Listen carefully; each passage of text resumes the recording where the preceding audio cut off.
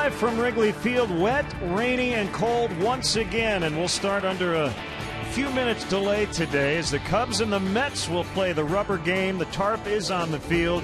It's the Hyundai leadoff man on WGN Sports, the Mets and Cubs from Wrigley. Hi again, everyone. I'm Len Casper. Bob Brenly will join us here in a few minutes. The Cubs won Game 1 in blowout fashion Tuesday night, and the Mets last night 7-4 as they won. The game was delayed and eventually called in the 7th inning. Let's check out the highlights from Game 2 of this series. Again, the Cubs winning 11-1 in the opener, and after the Mets took a 1-0 lead in the top of the first, the Cubs came right back. Reed Johnson with 2 outs, a 2-run double off the starter Dylan G to make it 2-1 Cubs. Alfonso Soriano would follow that up with a double the other way. 2 runs in, 4-1 Cubs. It looked pretty good at that point, but then everything fell apart on Casey Coleman in the top of the 2nd inning. Carlos Beltran with a 2-run double. That would be it for Coleman. Justin Bird comes on and just could not get the ball over the plate. 12 consecutive balls, including back-to-back bases-loaded walks. Those runs charged to Coleman. Eventually, James Russell would come on and put out the fire, but the Mets would score 5 times in that 2nd inning and take a 6-4 lead. Now 7-4 in the top of the 7th. Dale Scott, the crew chief, calls for the tarp. It had been raining for a couple of innings, but Mike Quaddy's point was the field was playable, and he knew once this game was delayed by rain that we would not continue. And after a 41-minute rain delay, it was called an official game. Mets 7, Cubs 4. Dylan G with the 6-inning complete game win as he improved to 4-0. Casey Coleman takes the loss to drop to 2-4. We'll have more coming up on the Hyundai leadoff man, but as we go to break, our Chicago and Northwest Hyundai dealers spotlight reminds us to check out the award-winning Hyundai Sonata and the all-new Hyundai Elantra at myhyundai.com. The Hyundai leadoff man, brought to you by your Chicago and Northwest Indiana Hyundai dealers. Check out the award-winning Hyundai Sonata and the all-new Elantra at myhyundaichicago.com.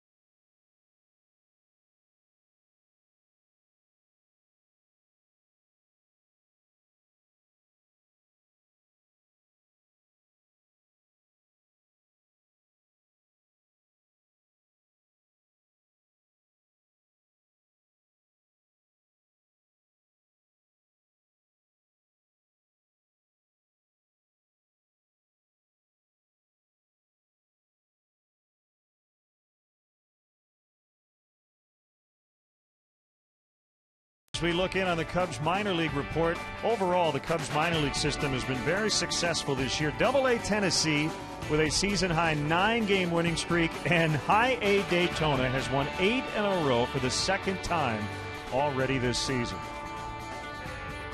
And great to have Bob Brenly with us now. And Bob, the big news last night was Buster Posey late last night suffering a pretty damaging leg injury in San Francisco. 12th inning, Scott Cousins trying to score the winning run. He would, but on this collision, Posey suffering a nasty injury. Yeah, Fox Sports is reporting that he has a broken left ankle, possible ligament damage in his left leg.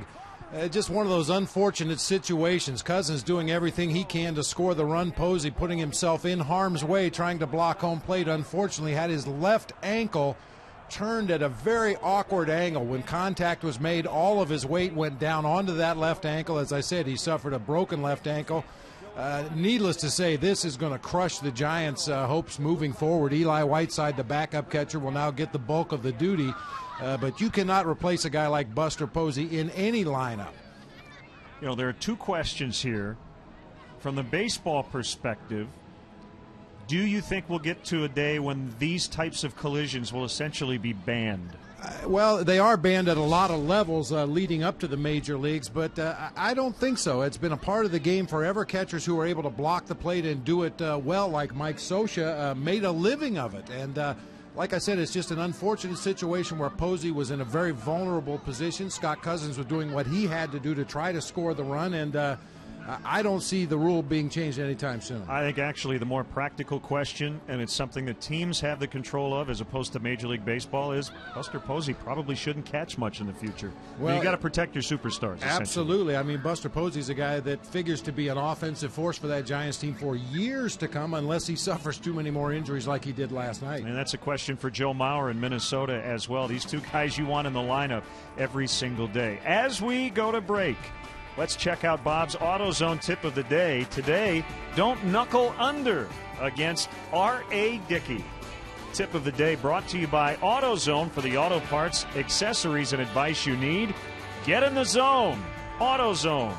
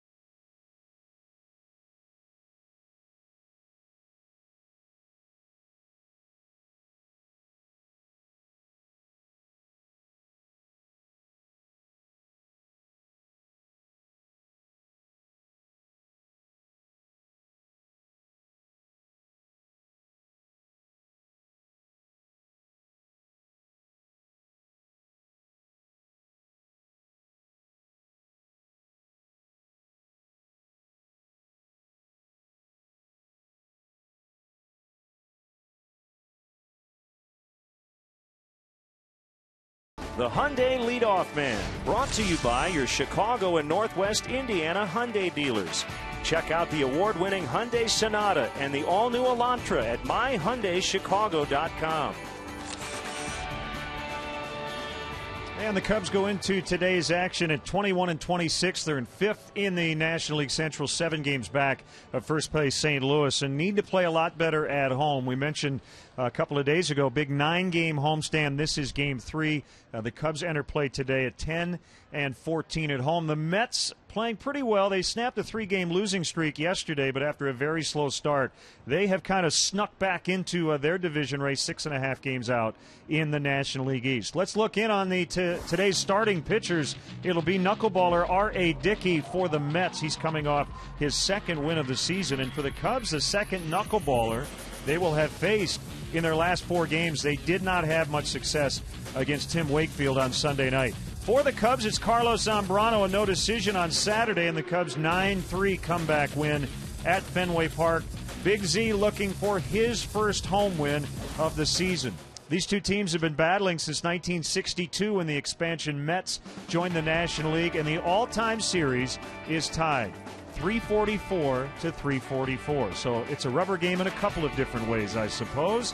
We will be under a delay for a few minutes, but we will have the Mets and the Cubs here on WGN.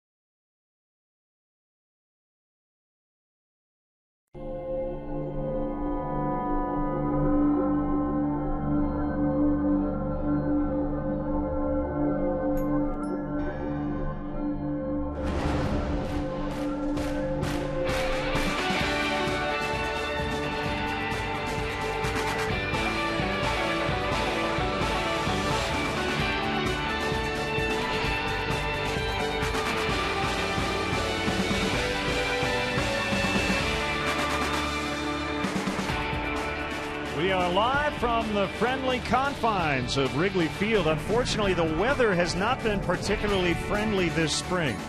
Rainy and cold once again. The fans are braving these conditions as we get you set for Cubs baseball on WGN Sports. Mets and Cubs in the rubber match, and we welcome Cub fans from all over the country watching on WGN America, America's home for baseball.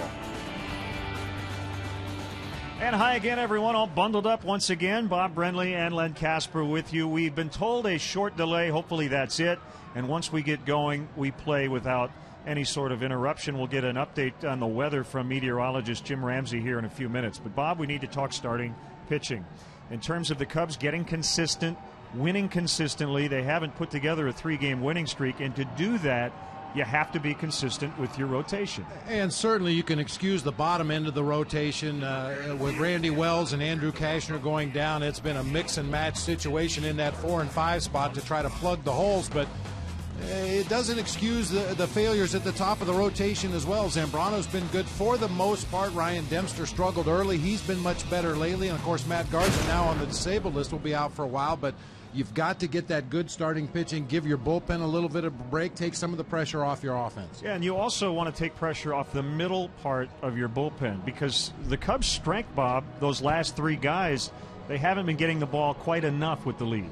Well, and, you know, we knew going all the way back to spring training that was going to be a strength of the club if you could get the ball to that bullpen in the 7th inning with the lead. Unfortunately, the combination of short starting pitching, weak middle relief, and an offense that hasn't scored enough runs to make up for that lack of pitching, it's a bad combination. Well, Carlos Zambrano will get the start today, and a little extra pressure on him and Ryan Dempster, the 2 veteran horses of this staff. You see his numbers against the Mets here at Wrigley Field. Yeah, and he's looking for a victory here at Wrigley. We know that Carlos Zambrano, regardless of conditions, regardless of where the team is at in the standings, he's going to come out and give you his best effort every time. We expect that from Big Z today.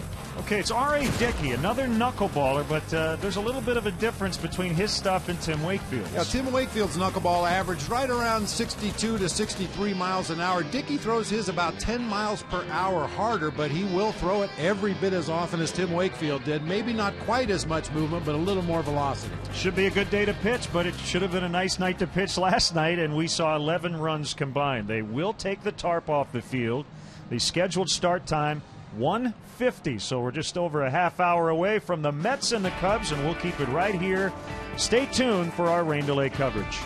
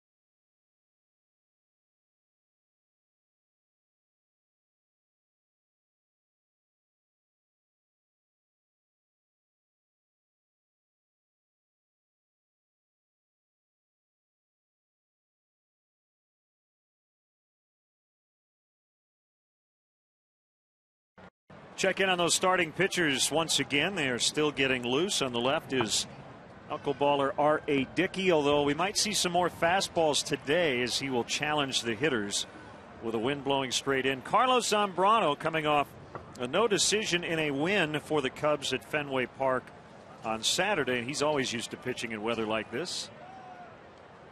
Let's check in on the umpires as well.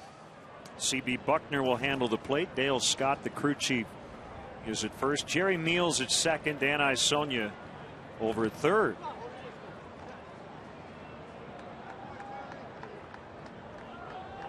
And how about the weather? 40 degrees, a 33-degree wind chill, and the wind coming out of the north-northeast at 12 miles an hour.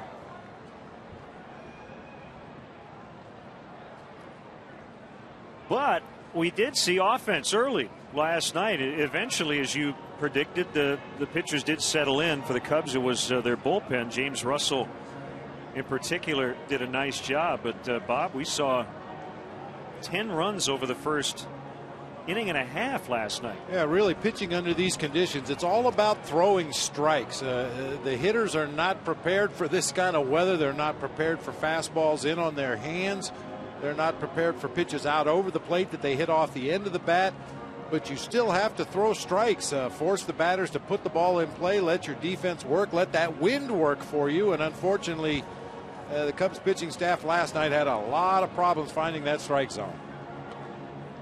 We've been talking a lot about the Cubs' young up-and-coming stars. And you look around baseball, 25 and under. Here are the top batting averages. Starlin Castro leading the way at 330. You have Brett Wallace, who will be in with the Astros next week, at 314. And Darwin Barney at 312.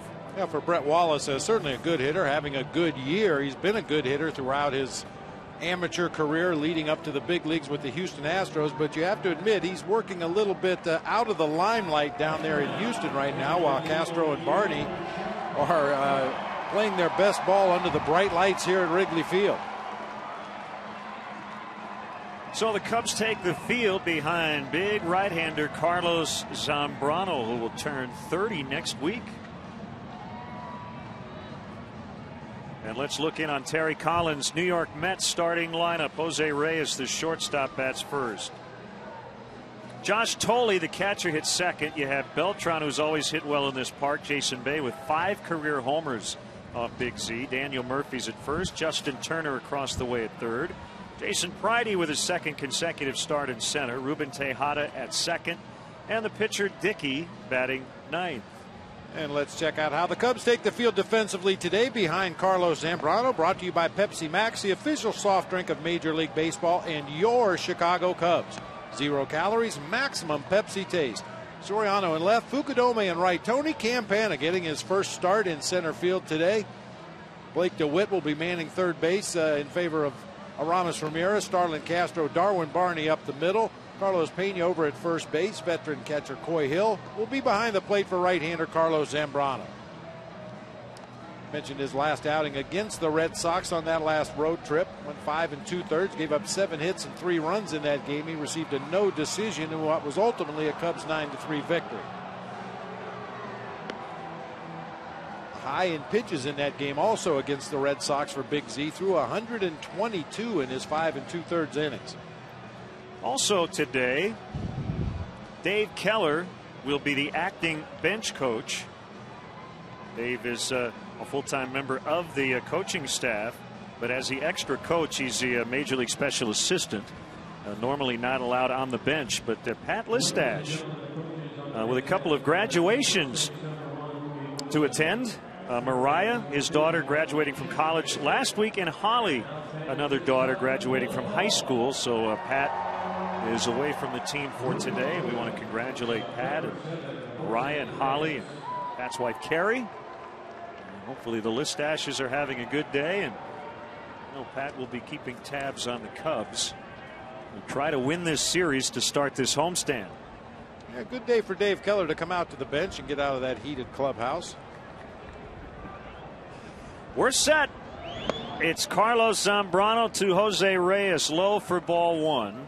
BP fastball at 84 miles an hour, gets it back, comes right back with a strike at 85. Officially a 31-minute rain delay prior to the first pitch.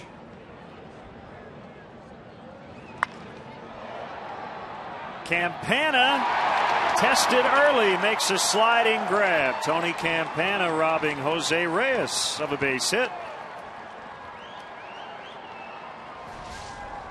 Tony Campana has always been a superior center field defender throughout his minor league career.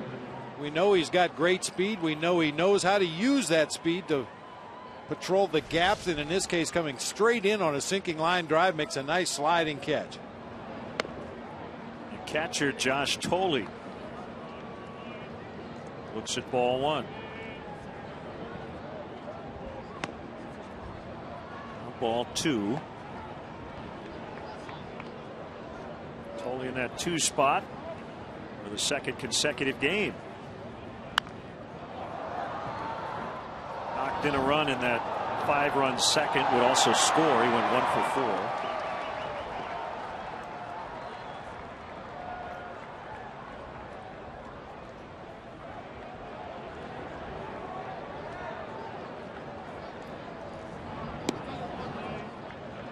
One missed. It's 3-1. Z always likes to work fast, but this is, I think, even a quicker pace than we're used to seeing. Strike 2. It's full. And I'm sure his teammates appreciate that. It all works together. You got to keep your defense on their toes. You do that by throwing strikes. And you like to get your team back in that dugout as quickly as possible. You do that by working quickly. A 1-out walk to Tolley, and that'll bring up Carlos Beltran. It appears the velocity is well down for Zambrano in the early going. Misses well up and out of the strike zone with that pitch. Mentioned the BP fastball he started the game with at 84. He's only cranked it up to 86. Above that first pitch of the game. In there too, Beltran. Big night last night. A walk, a double, a triple, 2 RBIs, 2 runs. Only 3 for 18 against Zambrano in his career. Lofted into shallow center. Campana again, the shoestring grab. Pops back up. Tolley back to first. Tony Campana has come up big here in the first inning. Now, speed is a great thing to have in center field, but getting jumps is equally important. And with that wind blowing at Tony Campana's back, he has to figure that everything is going to be hit in front of him. Gets a great jump on this sinking line drive. Makes another nice running catch.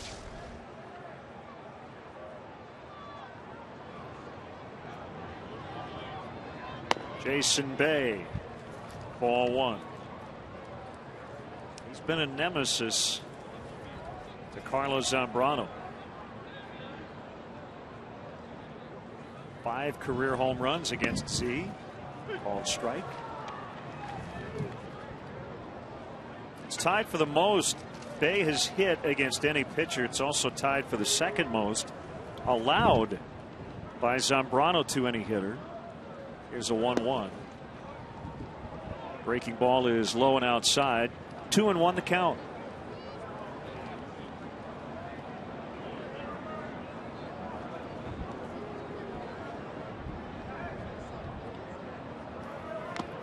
Foul tip to make it 2-2.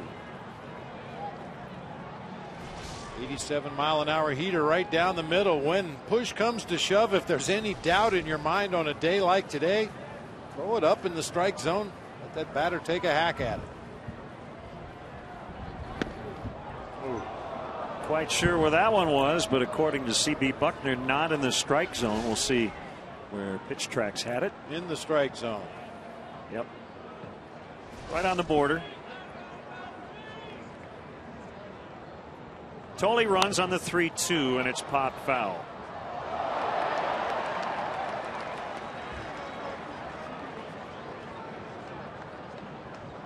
I've mentioned this in the past, Len. People wonder why managers and pitching coaches get so upset over one pitch in the first inning of a ball game, but especially for a guy like Zambrano, who tends to run up large pitch counts anyway. There's a strike 3.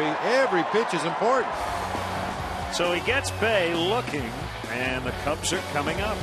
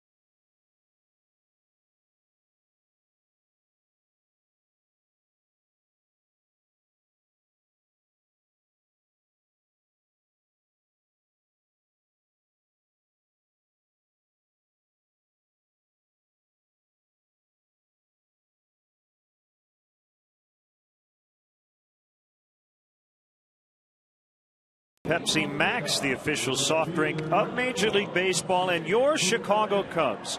0 calories, maximum Pepsi taste. Fukudome, Barney, and Castro at the top. Pena, Blake DeWitt getting his second start at third. Alfonso Soriano in left. Mentioned Campana getting his first big league start. And the battery today, Hill and Zambrano. Quick look at the Mets defensively. It'll be Babe, Pridey, and Beltran across the outfield. Turner, Reyes, Tejada, and Murphy across the infield. Reyes, a lot of speculation as to where he will be next year, if not in the middle of this season. Josh Tolley doing the catching today for right-handed knuckleballer R.A. Dickey. Real solid season last year for the New York Mets. Won 11 ball games, lost 9, had an ERA of 2.84. Gave up only 165 hits in 174 innings. Has given up a lot more base hits already this season. That was a fastball tailing outside to the left-handed hitting Kosuke Fukudome. Dickey is from Nashville, Tennessee. He's 36 years old, 6'2", 222 pounds. One career start against the Cubs, and it did not go well. A 7-6 loss here at Wrigley Field last September 3rd. Gave up 7 earned runs in 6 innings. And according to Fangraphs, he throws his knuckleball 78% of the time this year. Throws a fastball about 21% of the time. But as we mentioned earlier, he throws his knuckleball hard. The average velocity on that knuckler for him is right at 76 miles an hour, as opposed to Tim Wakefield, whose knuckleball sat in the low 60s.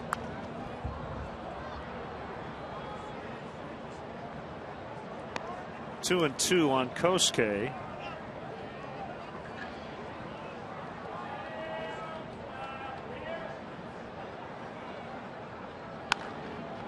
Ground ball to the third baseman, Justin Turner. One away.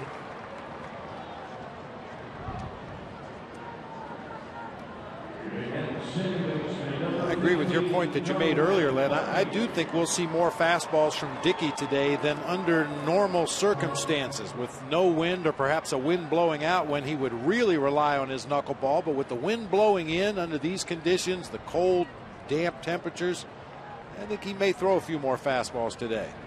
And that might also depend on the command he has of the knuckler. The last thing he's going to want to do is walk guys on a day like this. Darwin Barney down in the count, 0-2.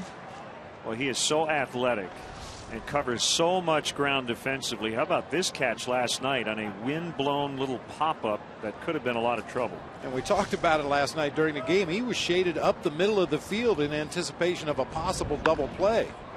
Right through the legs of Dickey and into center for a base hit.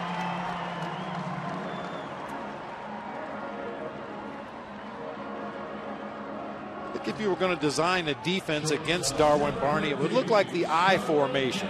You just line your defenders up right behind the pitcher, because a lot of his base hits go right back over that pitcher's mound into center field.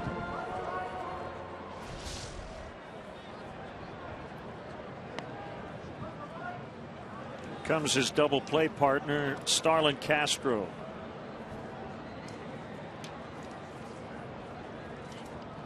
Fourth in the NL with a .330 average, and it'll go down here as he grounds into the 4-6-3 double play. Just like that, the inning is over. 0-0 at the end of 1.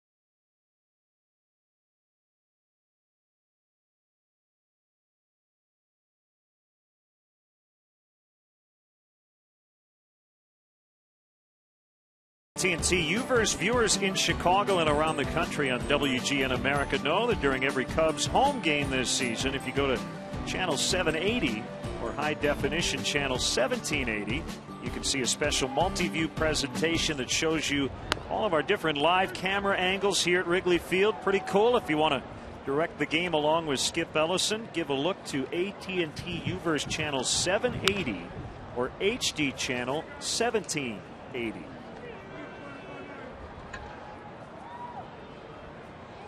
Daniel Murphy, the first baseman, leading off here in the Mets second. More off-field Mets news today. They have announced that David Einhorn, who is the president of a private investment firm, has been chosen as the Mets' preferred partner. And they have entered into, as the press release reads, exclusive negotiations with respect to a minority non-operating investment in the team. He would personally invest $200 million in the Mets, and that is subject to a definitive agreement as well as approval by Major League Baseball. I wonder if he'd be interested in buying a one-bedroom condo in Lincoln Park. You can ask. There's a little tapper charged by Blake DeWitt. That'll be an infield hit for Murphy. Swinging bunt, base hit. Boy, especially effective when there's two strikes on the hitter because all the infielders back up a step or two once the bunt is no longer a factor. DeWitt had a long way to go to get to that ball, just couldn't come up with the bare hand play. Well, if you could do that whenever you wanted, you'd lead the league in hitting every year.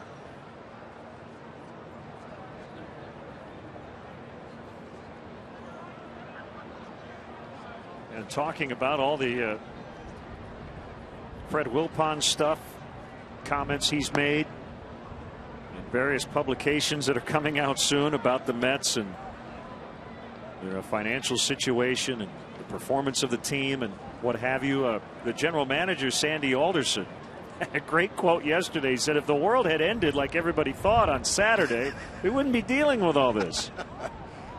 Runner goes. There's a bouncer that'll not get an out.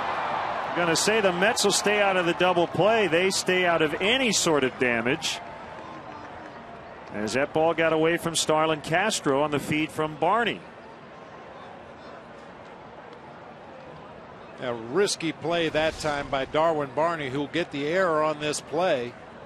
A quick backhanded flip, and Starlin Castro was in the air when he attempted to catch that ball, so they weren't going to get the force out at second base either way. You'll see Castro right there off his feet as he tried to receive that ball, and he was going to try to throw it on to first base. Once again, trying to make the miraculous play when you'd be much better served just taking the sure out.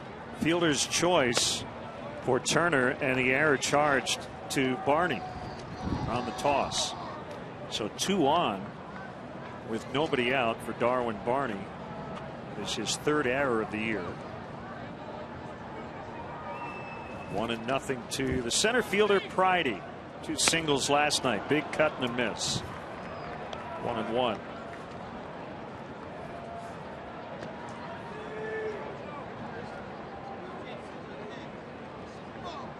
You could almost read Darwin Barney's mind when he saw Murphy slow up to let that ball go by. He thought he had enough time to shovel on to Starlin Castro and at least get the force. Another opportunity. 4, 6, 3. Double play. 2 down.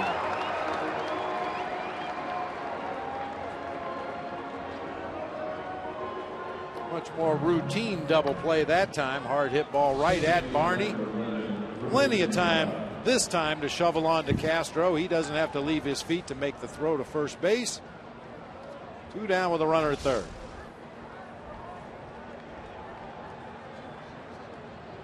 And it's Ruben Tejada, the number 8 hitter. Do we thank Gary Stark and the clubhouse guys for the winter caps that are keeping us nice and toasty up here? Well, we did now. Thank you, Gary Stark and the boys in the clubhouse. Barney backhands. Off balance throw. Pena stayed on the bag. Mookie Wilson not so sure, the first base coach, but the call made by Dale Scott. That's what I'm talking about.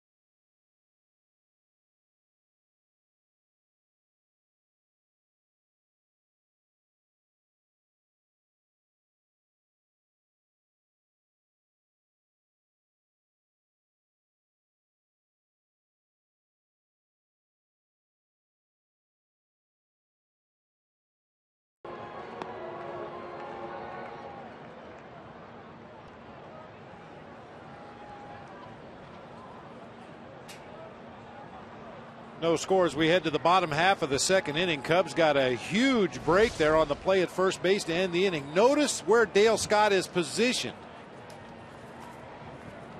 Pena stretches out to receive that throw from Darwin Barney. We'll get another look at it from a different angle, give you a much better look than Dale Scott had, as Tejada clearly on the bag, Pena clearly off the bag. So that saved a run, as Pena will lead off the Cubs half of the second.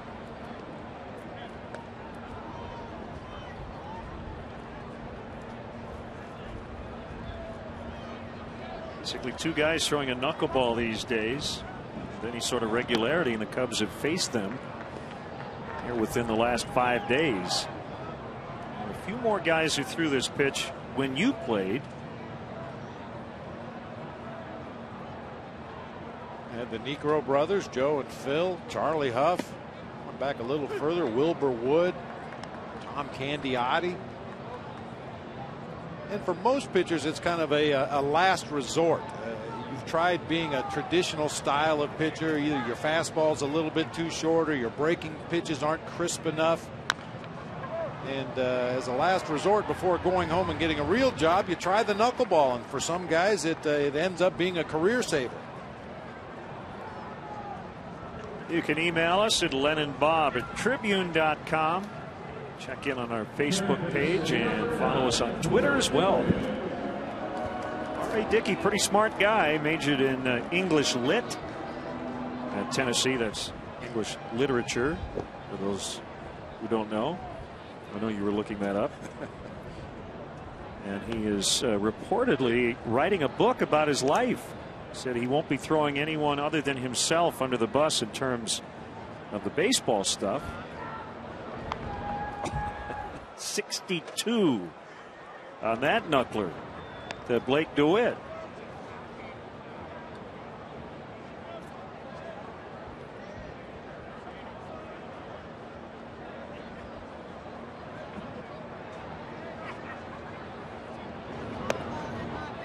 That's high. 1 ball and 2 strikes. Blake DeWitt got his first career start in left field the other night in Boston. It was on Saturdays. He hits a ground ball to Ruben Tejada, and the throw will get him by a step. DeWitt has made starts at second, third, and left. And in there for Ramirez today.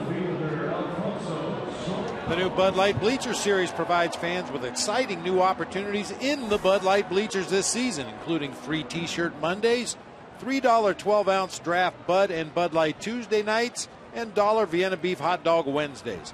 Tuesday night special is also available in select locations in the seating bowl. For more information and to purchase tickets, as always, visit Cubs.com. Here's Alfonso Soriano with a 6-game hitting streak.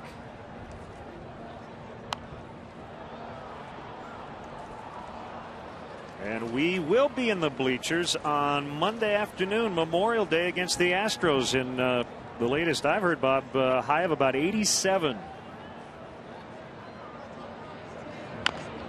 I'll believe it when I see it. Charged by Turner. And Dickey cruising through the first 2 innings. We are scoreless from Wrigley.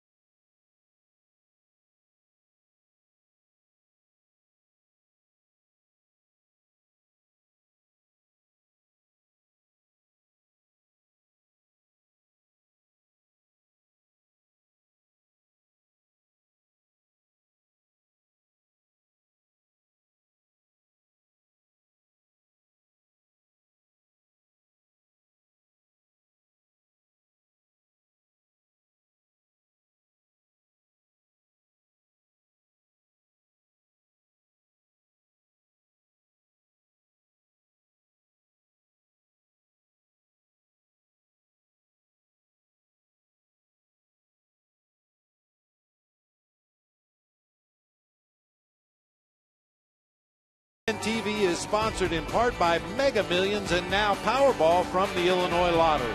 Friday's Mega Millions jackpot is $35 million, while Saturday's Powerball jackpot sits at $171 million. Buy a lot of long johns with $171 million. You could buy one pair of johns that are really, really, really, really long. Yeah, or really warm. Pitcher Dickey grounds to Darwin Barney.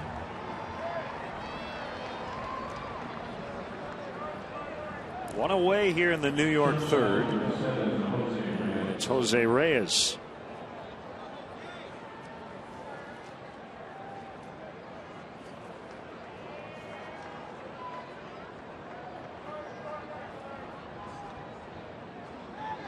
Six triples for Reyes set, paces the majors. 22 games of at least 2 hits.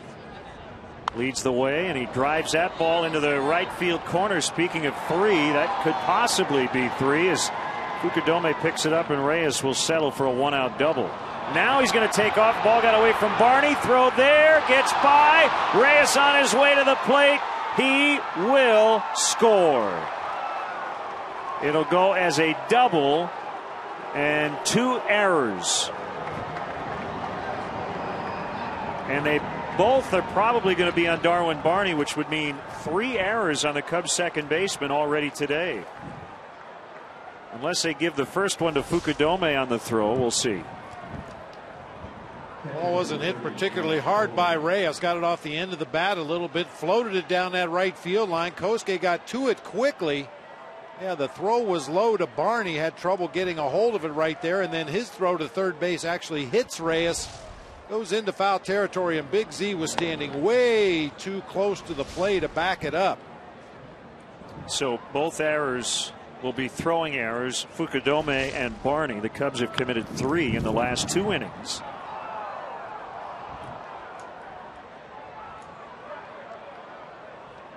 That play is instructive, though, and we saw it last night on a tag play to the plate. With the crazy wind, any long throw probably will be affected by the wind, and I think both teams will be and probably should be ultra aggressive on the bases. I mean, I like being aggressive on the bases under perfect conditions, but especially when it's cold, it's wet. Outfielders are going to pick up that ball in the outfield. It's going to be hard to find a handle on it. Once they do release the ball, the wind is going to play tricks with it as it gets back into the infield. So absolutely both teams should be ultra aggressive on the bases today.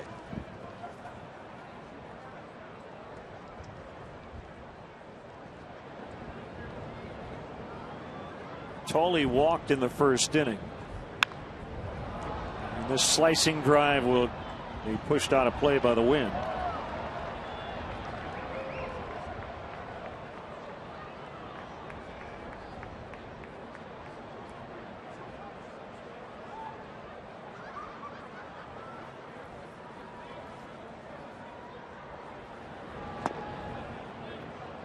That's low. It's 2-2.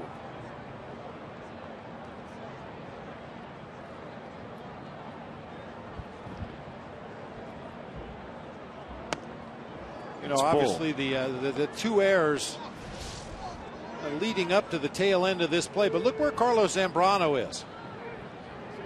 That's not where you're supposed to be backing up third base. You're supposed to be over in foul territory over by the camera pit just in case that ball does get away. Tolley strikes out. 2 down in the inning.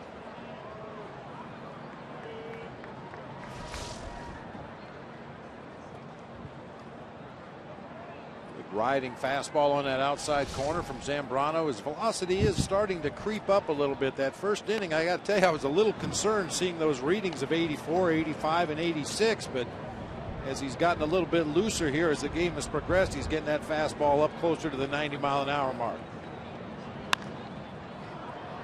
Popped into shallow left by Beltran, and it's going to be Starlin Castro with a basket grab in fair territory to end the inning. A double, 2 errors on the same play, and the Mets grab the lead.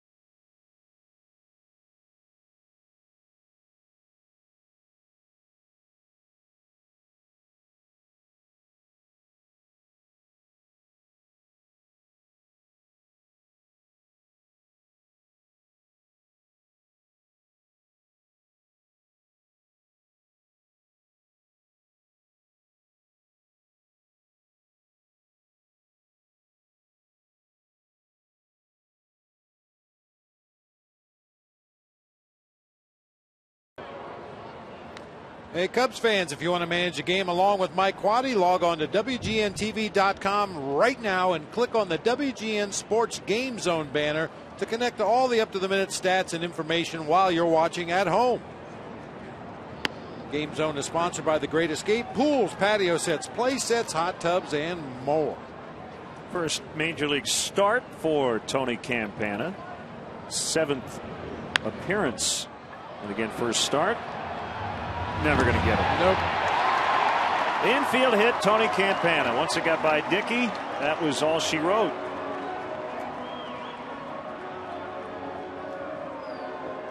This young man can just flat fly. If you do not handle that ball cleanly and quickly and accurately, get that throw across the diamond, he's going to leg it out every time. In the ball game the other night, he was so fast down the line I didn't have a chance to get my stopwatch out. I talked to a couple of scouts who had their watches out. They got Tony Campana down the first base line at 3.86 seconds. That's a flash. Tony's got a birthday coming up. He'll turn 25 in 4 days. As Coy Hill looks at strike one.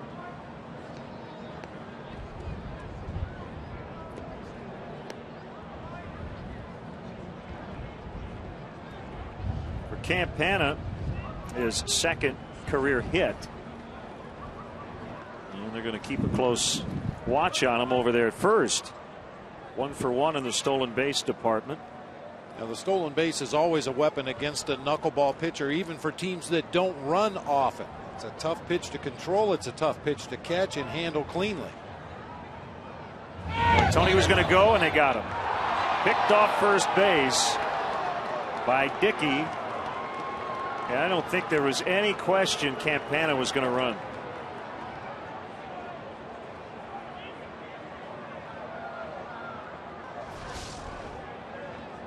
Well, and R.A. Dickey is clever enough to know that teams are going to try to run on him, especially the speedier runners in the opposing lineup. So he was going to pay a lot of attention to Campana. Caught him leaning the wrong way that time.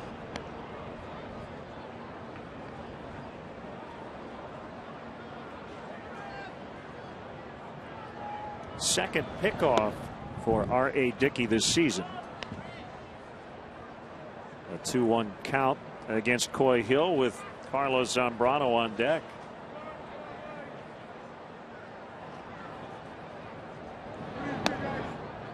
Knuckleball missed. Dickey wanted it, didn't get it.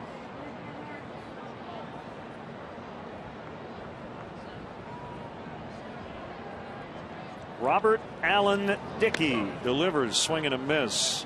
3-2.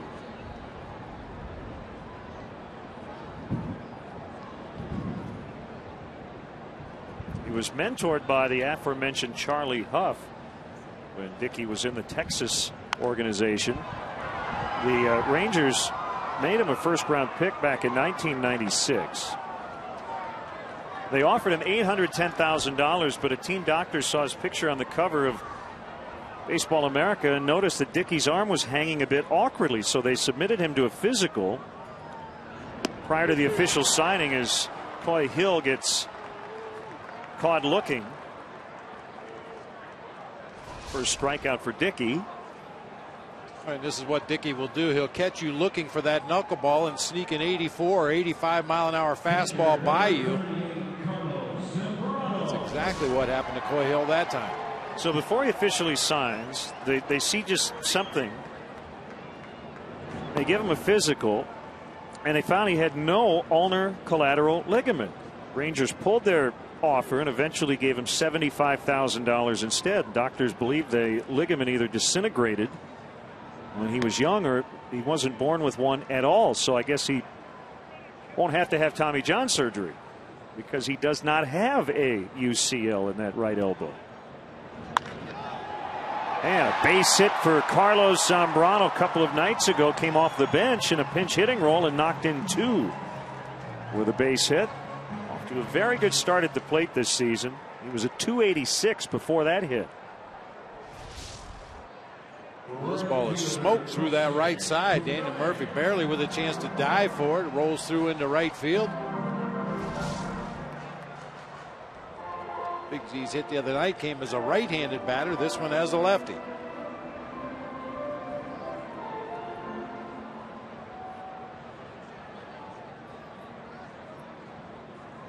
Can't say I've ever heard of that type of thing.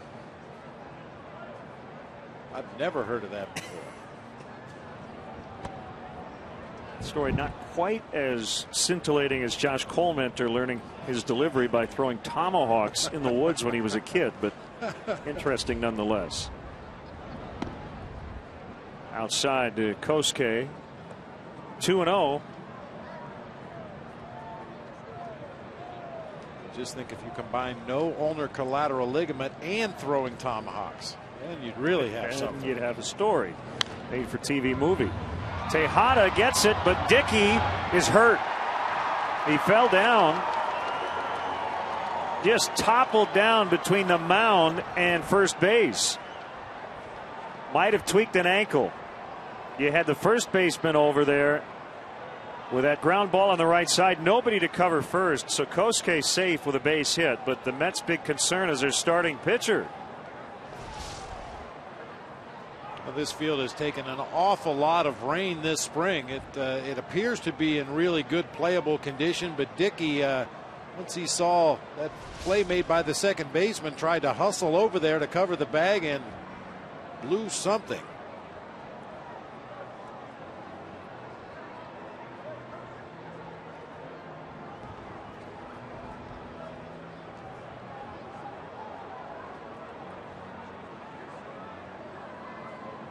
That Mets bullpen starting to move around in a hurry down there just in case.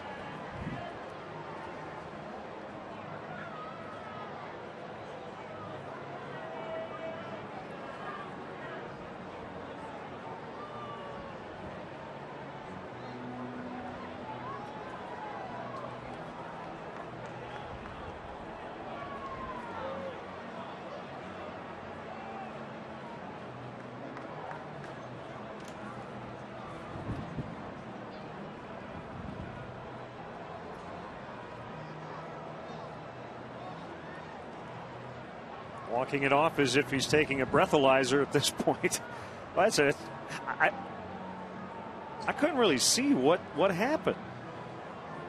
And usually when you don't see any obvious twisting or turning, you would assume it's some kind of a pulled muscle, a pulled hip flexor, possibly a hamstring. Not really quite sure at this point.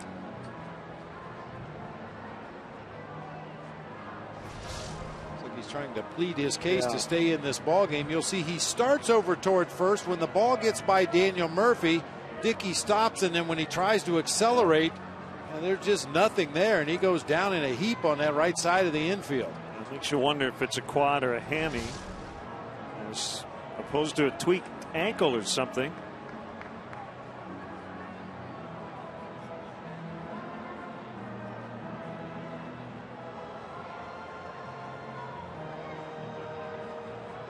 And that's it for Dickey. And we will have a delay here as the new Mets pitcher, whoever that is, will have as much time as he needs to get loose. We'll be back.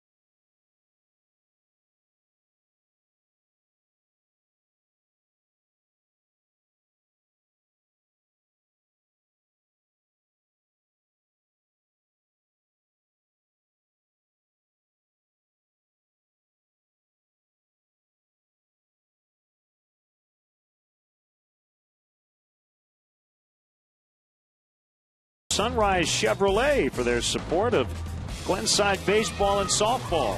Sunrise Chevrolet and your Chicagoland and Northwest Indiana Chevy dealers are supporting leagues and young ball players in their communities through the Chevy Youth Baseball program. From the big leagues to the youth leagues, Chevy is truly the official vehicle of baseball.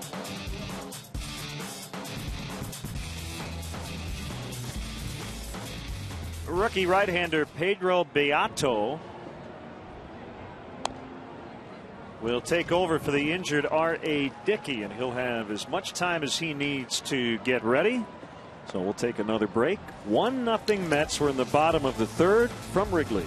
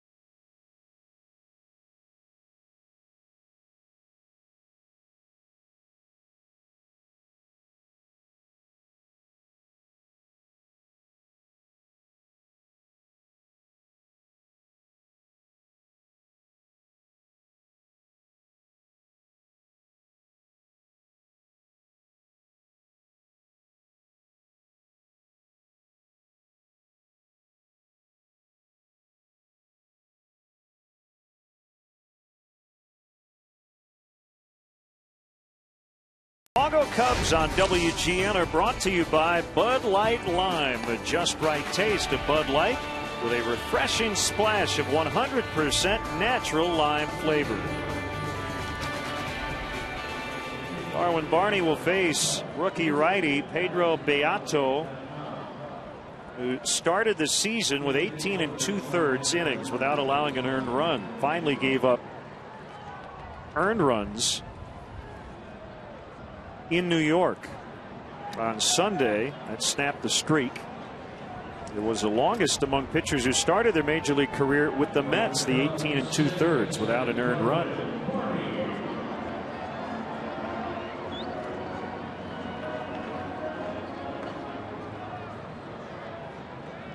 First and second, 2 outs. And the pitch to Barney is up and in for ball 1. Beato was born in the Dominican Republic, but grew up in New York. In fact, grew up in Queens. Had Tommy John surgery while he was in high school. That was in 2004. Inside corner on a fastball for a strike. These are always tough circumstances for a relief pitcher. When your starter goes down, you obviously are allowed as many warm-up pitches as you feel necessary, but you always feel like everybody in the ballpark is waiting on you. Yep. Tendency is to try to rush your warm-ups, maybe tell the umpire you're ready to go a few pitches before you really are.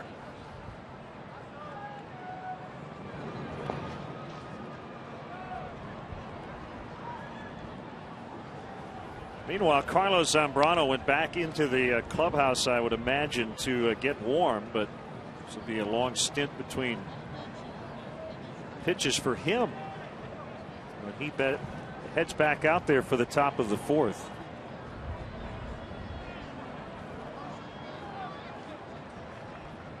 Two-1.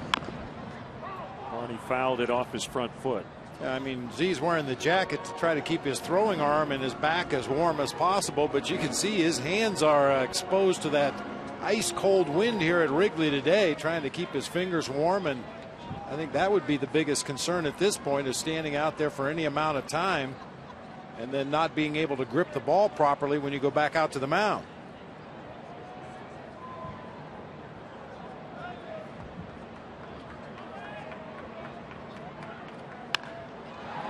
Backhanded play by Turner. He's going to beat Zambrano to third, and the inning comes to an end. 1-0 New York at the end of 3.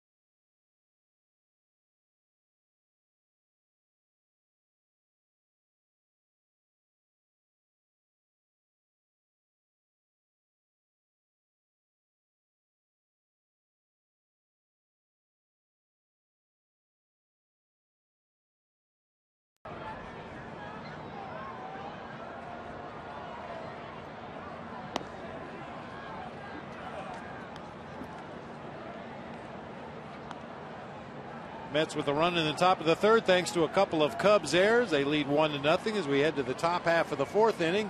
Big Z will face the 4, 5, 6 hitters in the Mets lineup: Jason Bay, Daniel Murphy, and Justin Turner.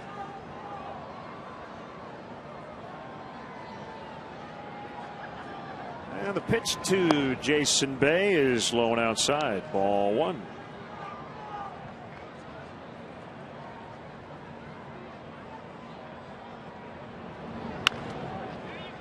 Diving stop. Blake DeWitt from his knees won't be able to make a throw.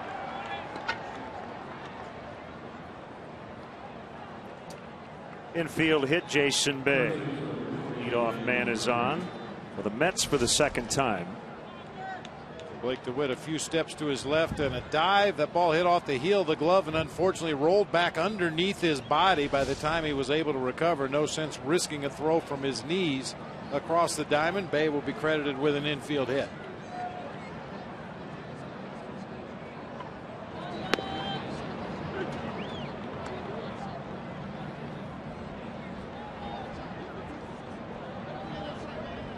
Nothing in 1 on Daniel Murphy.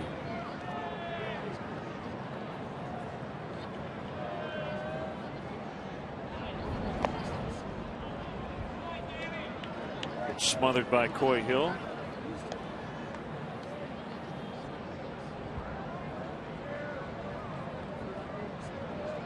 If you missed the leadoff man, don't ever let it happen again. But if you did, we had a conversation about the nasty collision last night. A rainbow out toward Kosuke, who will make the catch. Buster Posey might be done for the year. Suffered a nasty leg injury as Scott Cousins of the Florida Marlins banged into him as he scored the game-winning run in extras for the Florida Marlins. Broken bone in his lower left leg. So the worst possible scenario is that Buster Posey, the rookie of the year from last year and possible MVP candidate, pretty much done. And the blogosphere, Twitter, everybody chiming in with their opinions about whether or not these sorts of collisions should be allowed.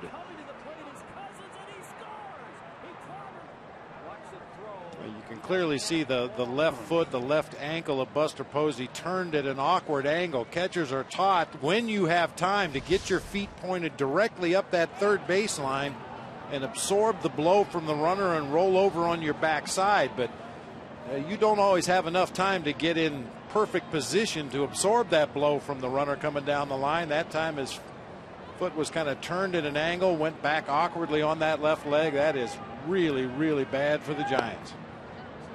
And, you know, the leg injury's just awful, especially to a superstar type player like Posey. But I think the other concern, Bob, would be concussions, which has been a big topic of conversation. There's a new 7-day DL for concussions. I haven't read that Posey suffered a concussion, as he'll try to turn 2. It goes 5 to 4 to 3, but well, his head did take part of the brunt of that collision with Cousins. So bad news for the Giants. Z gets out of it. 1-0 Mets.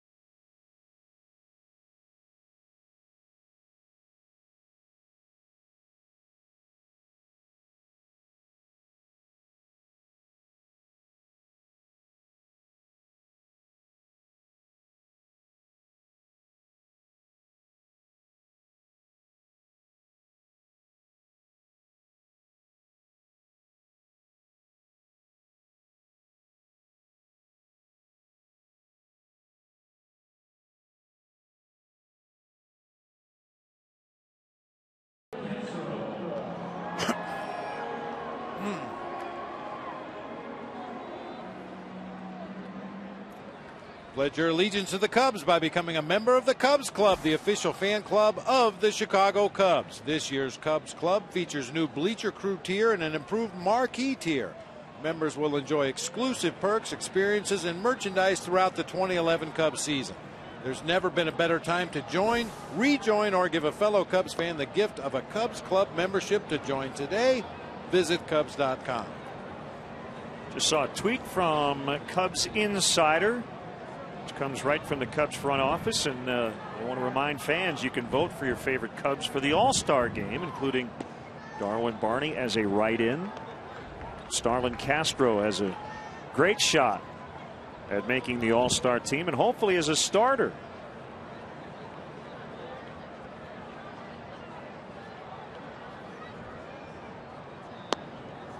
That pitch is low. 3 balls, no strikes. Both the shortstops in this game today could possibly be representing the National League in Arizona in July. The 3-0 on the way to Castro. That's a strike from Beato. Doesn't take long because Beato has only pitched in the big leagues this season to find just how long they could stretch him out as Castro takes a leadoff walk. He's gone 3 innings once. That was back on May 1st in Philadelphia. Pain in his right heel. That's why R.A. Dickey had to leave the game.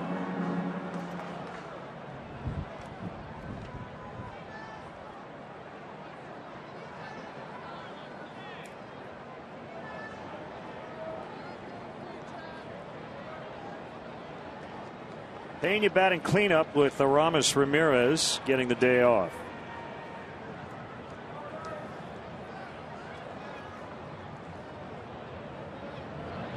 Second time as a Cub, Pena has hit fourth.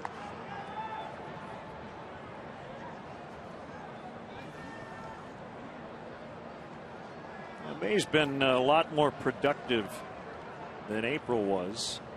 And really started back on that West Coast trip in LA when he hit his first home run of the season.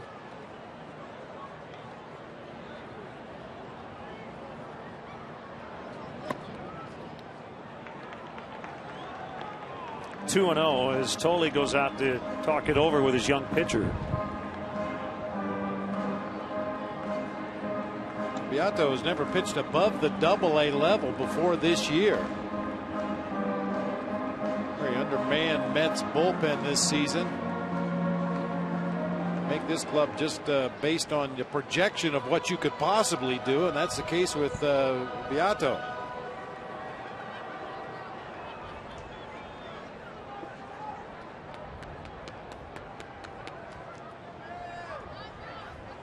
Waiting for Weird Al Yankovic to come up with a new tune for Mets fans.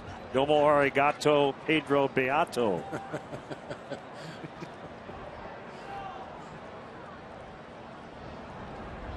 Ready for a 2-0 to Pena. And the pitch. A strike. Well, the Red Sox have been hot. They beat Cleveland 14-2 to take that series yesterday, and they went to Detroit today, and they're pounding the Tigers 11-1 in the top of the 8th. Carl Crawford with 3 hits. Jacoby Ellsbury with his 5th home run. Crawford with 2 triples.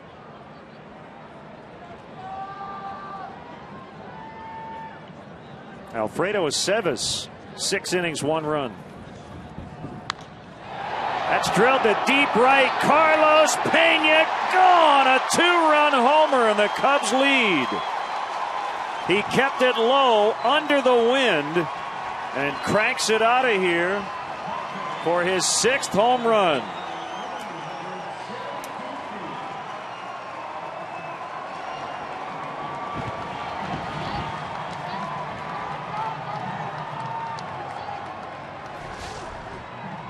Take a look at our BMW ultimate drive of the game. Fastball, middle of the plate and down for Carlos Pena, and you hit it right on the head, Len. Kept it low, a line drive into the bleachers in right field for a 2-run bomb.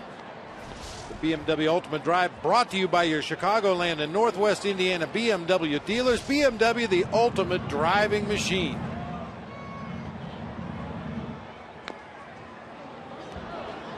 So with one swing of the bat, the Cubs lead 2-1.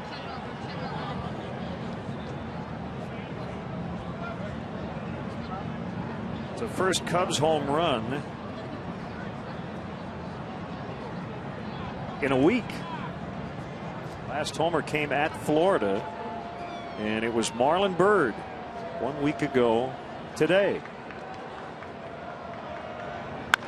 Blake DeWitt gets a hold of it, but he hit it too well, and it's caught by Beltran.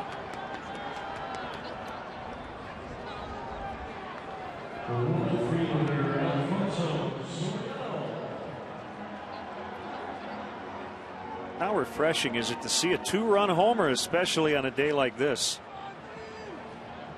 Well, that's exactly the way you have to hit it, and preferably to right field where the wind will not affect it nearly as much as if you try to drive it to left field right into the teeth of that wind.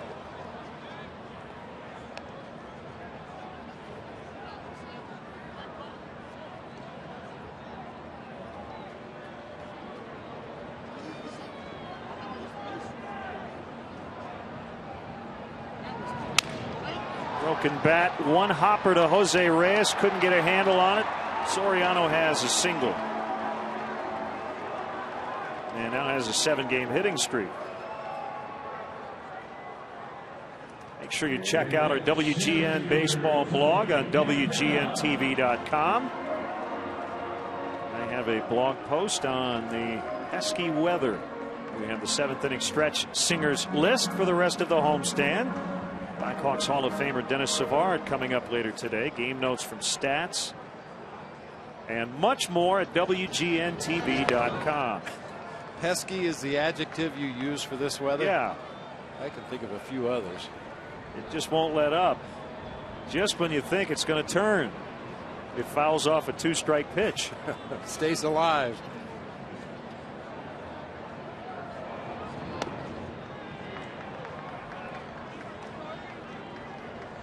Certainly, as this day started, we were hoping that the Cubs offense that they would be extremely patient against the knuckleballer R.A. Dickey, but now Beato in the game having trouble finding the zone. Make him throw something you want to hit.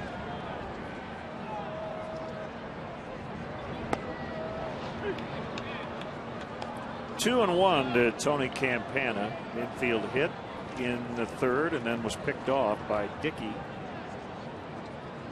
You see some more action here momentarily in the Mets bullpen. It's been a struggle here for Beato.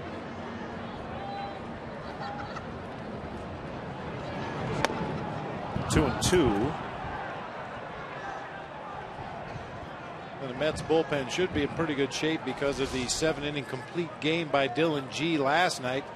Campana frustrated with himself for chasing a bad pitch. Even if he makes contact, that's going to result in a fly ball, and that is not his game. Up the middle, base hit. Campana's 2 for 2. Everybody advancing a base on an error by the center fielder, Pridey.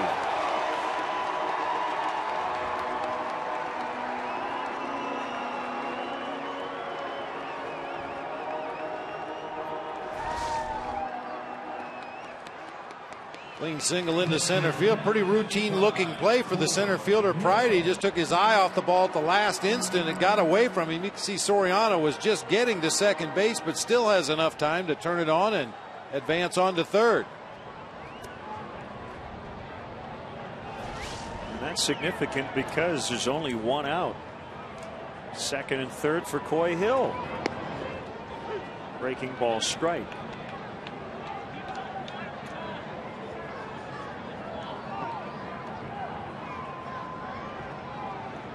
Beato was on the DL earlier this month with right elbow tendonitis and was activated just over a week ago. The ball is bounced foul.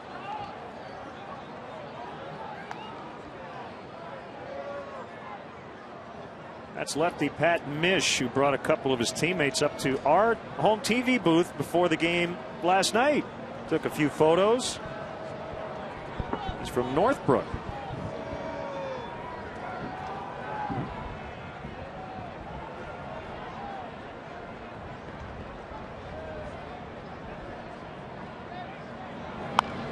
Ground ball, Soriano's going to score. Tejada to Murphy. It's an RBI for Coy Hill, his 6th of the year, and it's now 3-1.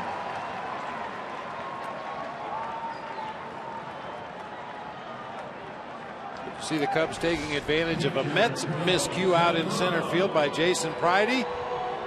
Playing their infield back, Coy Hill just has to make contact and keep it away from the pitcher's mound to get an RBI. Soriano chugs home with the 3rd run of the inning.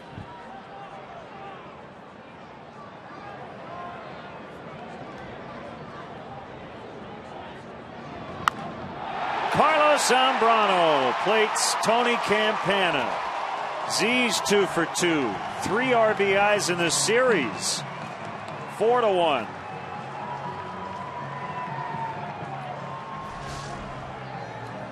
Boy, all over that first pitch breaking ball like he knew it was coming.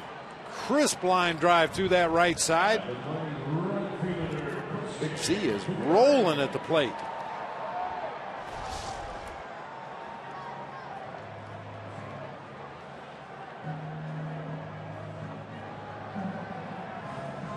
Four runs off Beato here in the 4th inning.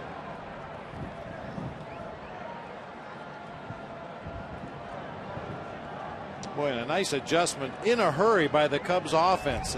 Expecting to face R.A. Dickey today and see him probably at least to the middle, maybe the deeper part of the ball game, facing that knuckleball. Dickey goes down. A more traditional pitcher, Beato, comes in the ball game, and the Cubs bats have come to life.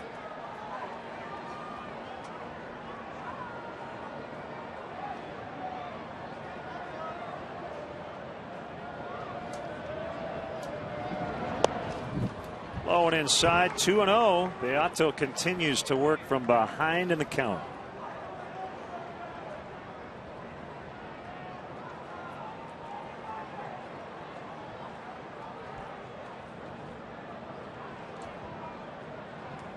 The kick and the pitch, 3-0.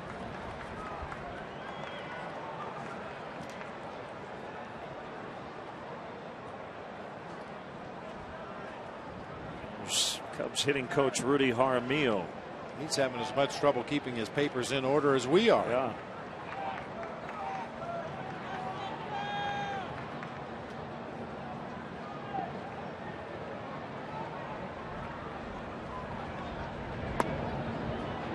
Ball 4.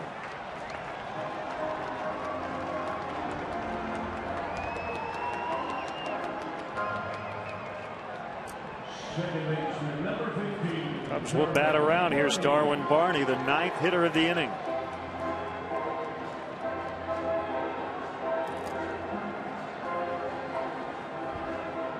Warm greetings to Mike Jones watching on WGN America in Dayton, Ohio.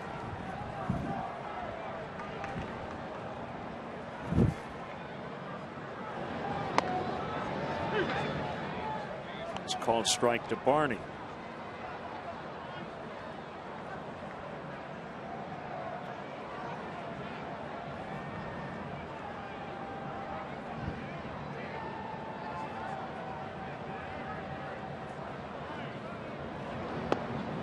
Aaron Elias wants to know if the Cubs ran out of pitchers, which position player would take the mound? Wilson Valdez with a scoreless 19th for the Philadelphia Phillies last night.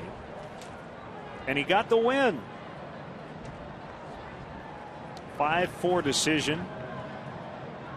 A game that took 6 hours and 11 minutes to complete. I mean, when I think of the Phillies pitching staff, I think of Halladay, Oswalt, Lee, Hamels, and Valdez.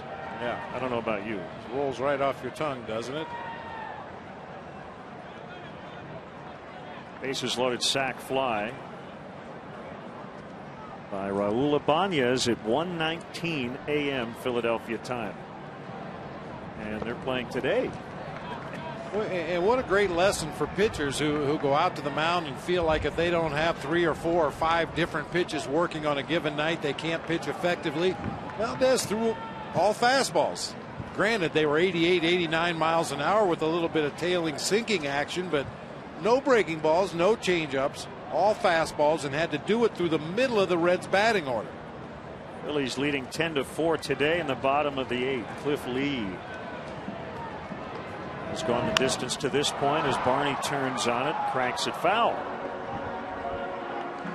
Jay Bruce with a home run for the Reds, his 14th already. Chase Utley with his first.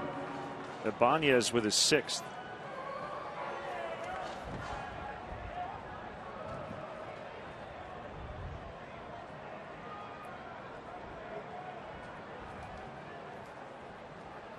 Carlos Ruiz catching 18 innings of that ball game in Philadelphia last night, then moving to third base.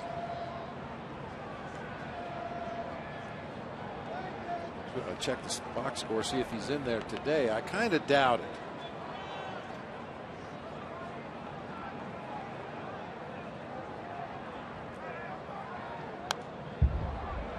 Stayed alive on the 93-mile-an-hour heater.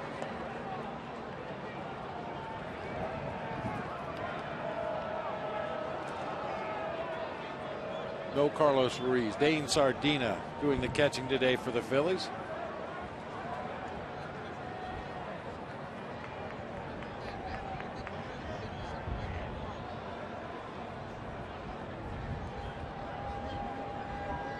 Kick the 2-2. It's outside 3-2. So to answer the question, I really don't know who the Cubs would choose to pitch if needed. But we can ask Mike Quaddy about it.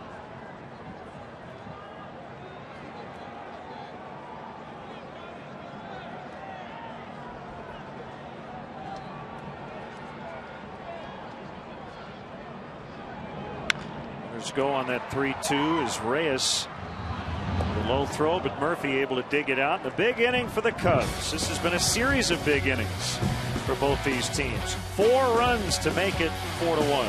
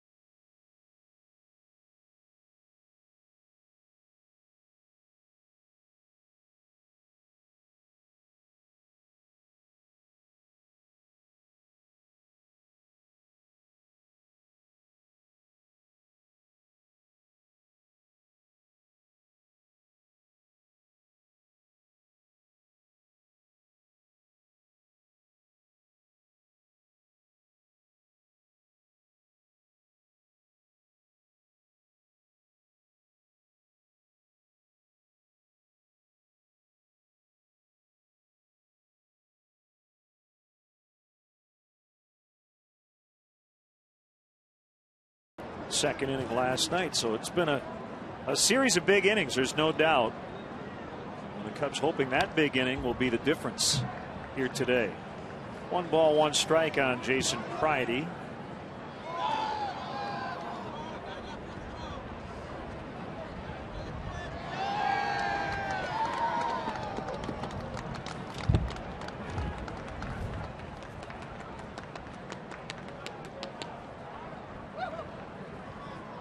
One and 2 the count.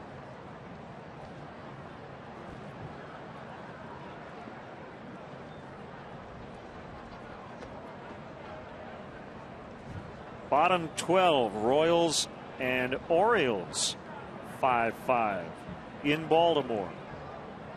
Orioles have won 4 in a row. They're trying to get to 500. Kansas City has dropped 4 straight. Lofted to center. Campana can't get it over his head. And Pridey will be on his way to third with a triple. First career triple for Pridey. That ball really took off.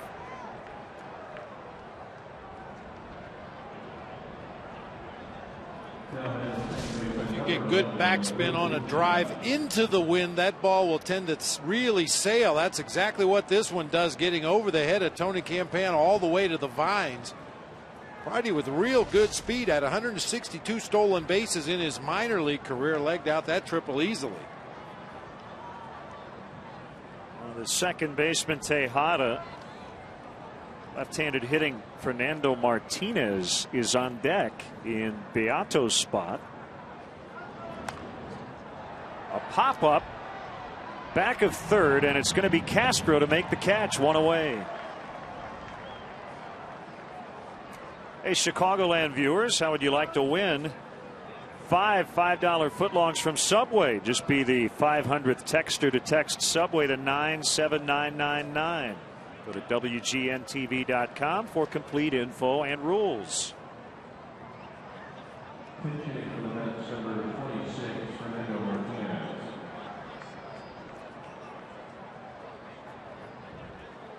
Here is Martinez in a pinch hitting spot. Very limited playing time for Martinez. Only 19 at bats on the season. 3 of those as a pinch hitter. 1 for 3 with a homer. Outside ball 1.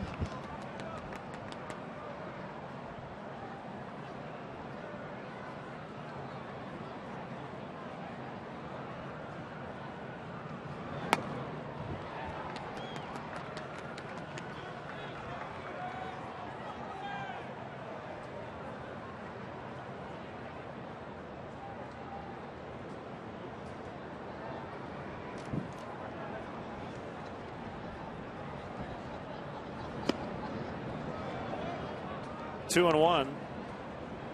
Runner at third, 1 out. Cubs lead 4-1.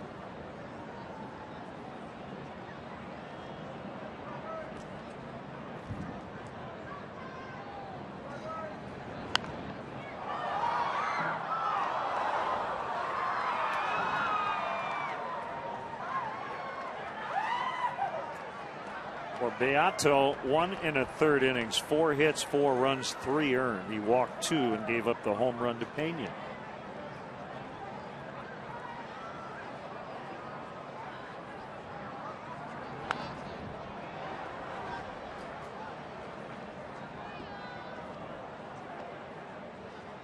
Looks like it'll be Pat Mish, who was up earlier. He is back up in the Mets bullpen to pitch the bottom of the 5th. Jose Reyes on deck.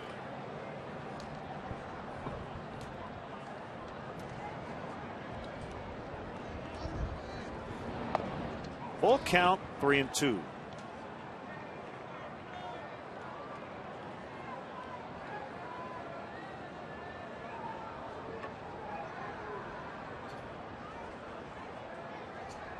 Z has a side from Hill, and the payoff delivery blew it past him. Chance to get out of it here.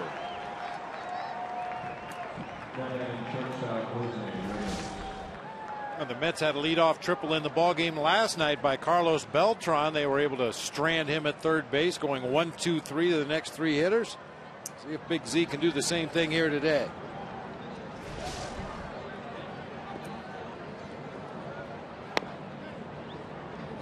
Inside on the sinker to Jose Reyes, who doubled and scored on the same play in the 3rd inning because of 2 throwing errors, one by Fukudome, the other by Darwin Barney.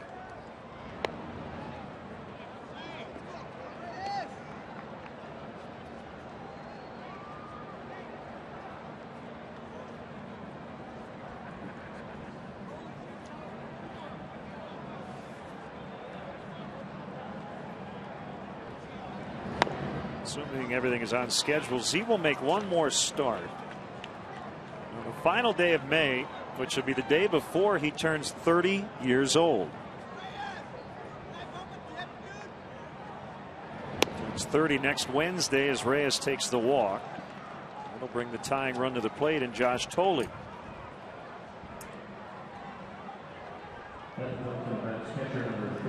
Looked like a little bit of a pitch around that time by Big Z.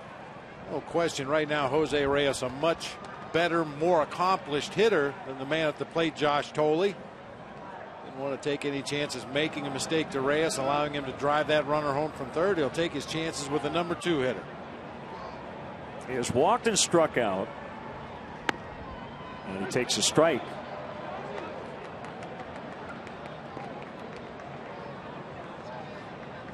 #12th career start for Zambrano against the Mets. Also 1 relief appearance. He's 5-3 lifetime.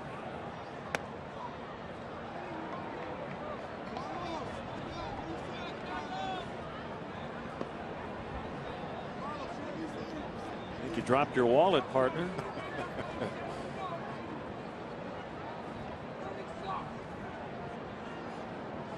It's got pine tar all over it. To keep the moths from flying out of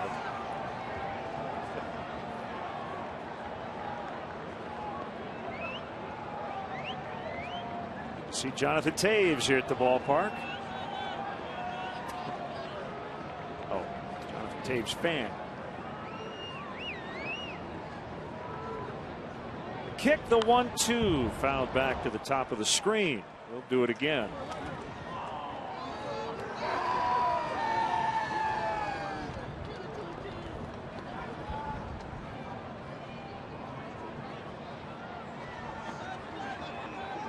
Beltran is on deck.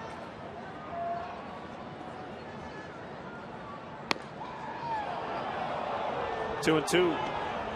See, that pine tar rag's bothering me now. We took a shot of it down there on the first base side. All that paraphernalia for the on-deck hitter is supposed to be laying on that mat right there. I mean, it's tough enough for a catcher or a first baseman chasing a foul ball in that vicinity to maneuver around the on-deck circle itself, but you got stuff scattered all around over there. You got to dodge your way through to try to get to a pop foul. That makes it even tougher. Hey, Carlos, pick that up, will you? Come on.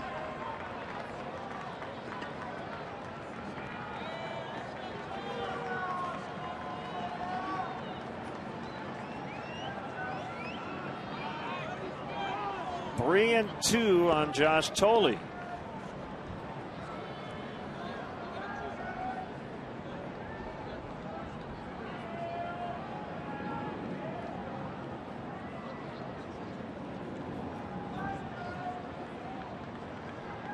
Reyes takes off, and that's out into left center, and the Mets get their second run. Soriano overran the ball, but Reyes was going to get third either way. It's now 4-2. RBI single for Thole.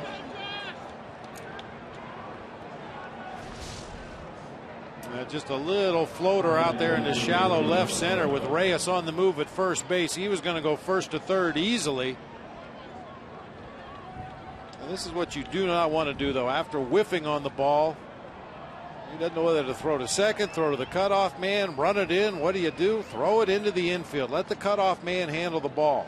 Give it to somebody a lot closer to the action, although Carlos Zambrano should not be the cutoff man. Get the ball back into the infield. Outside corner to Beltran, and Bob, I think the pine tar rag is back in its rightful place. Order has been restored. Yeah.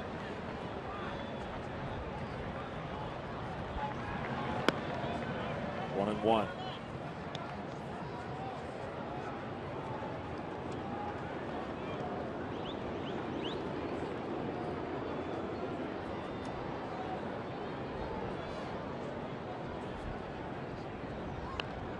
Cue shot foul. And saw this story in the San Francisco Chronicle. You know, young players have a number. A veteran guy gets traded or signs and then gives the young player something in exchange for the number. Josh Outman of the Oakland A's had 55. Hideki Matsui wanted it, so he got 55. Swing and a miss. What did he get for it? A Guitar Center gift card. I like it. You'd like that. Oh, yeah. 4-2 Cubs.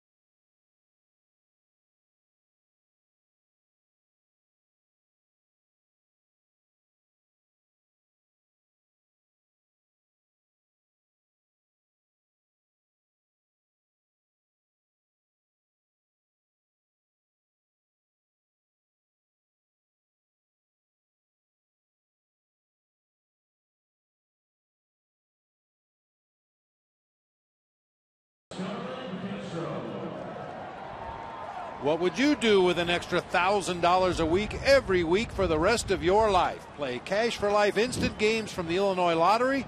You keep living, we keep giving. $1,000 a week for life. The longer you live, the more you get.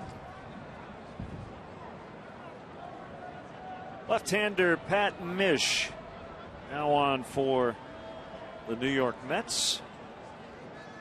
Pitching against the team he grew up rooting for, the Cubs.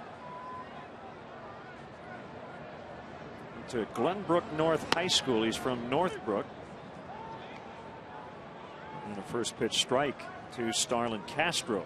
Fastball, changeup, cutter, curveball combination. Mish used to throw a slider. He's kind of scrapped that in favor of the shorter, sharper, more velocity cut fastball instead.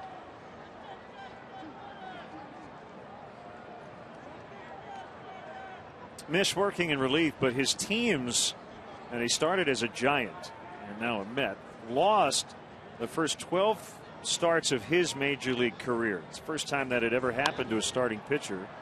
You go 12 starts to begin your career without a win. And along those lines, left-hander Jojo Reyes of the Toronto Blue Jays has tied a major league record, 28 consecutive starts without a win. So Cliff Curtis and Matt Keel, along with Jojo Reyes, the only pitchers to make 28 straight starts without recording a win, as Mish records a strikeout of Castro. And let's see what's coming up on WGN.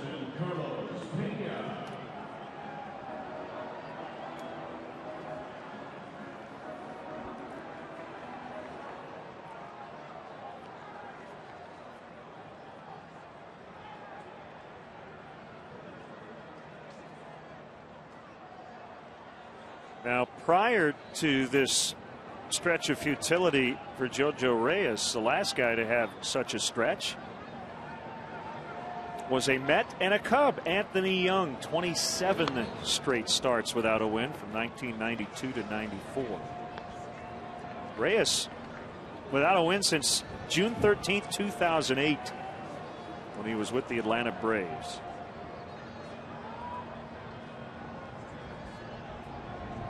And the old line is what? Either laugh or cry for Jojo Reyes.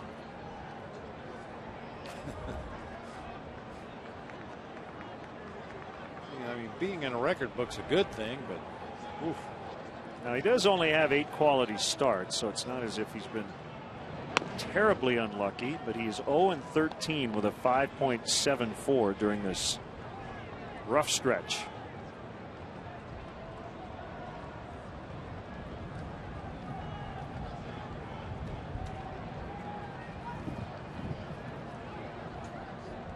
We should note that in those 28 starts, his teams have gone 8-20.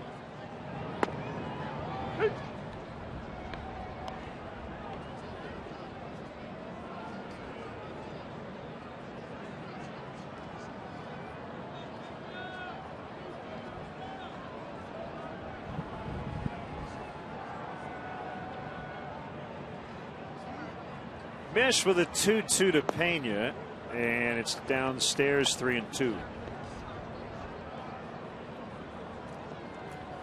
Blake DeWitt on deck.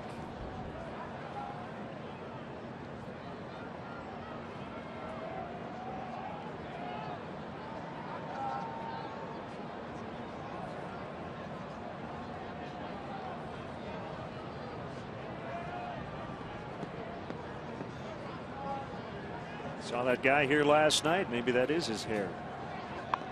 Ooh. And is that a foul ball, or did it hit? I guess it's a foul ball.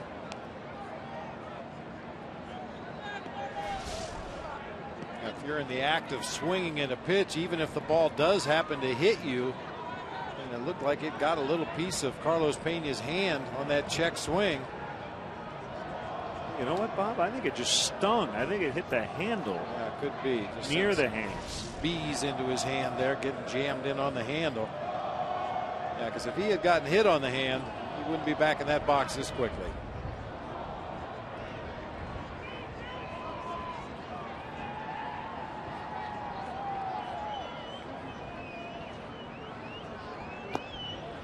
And he walked him.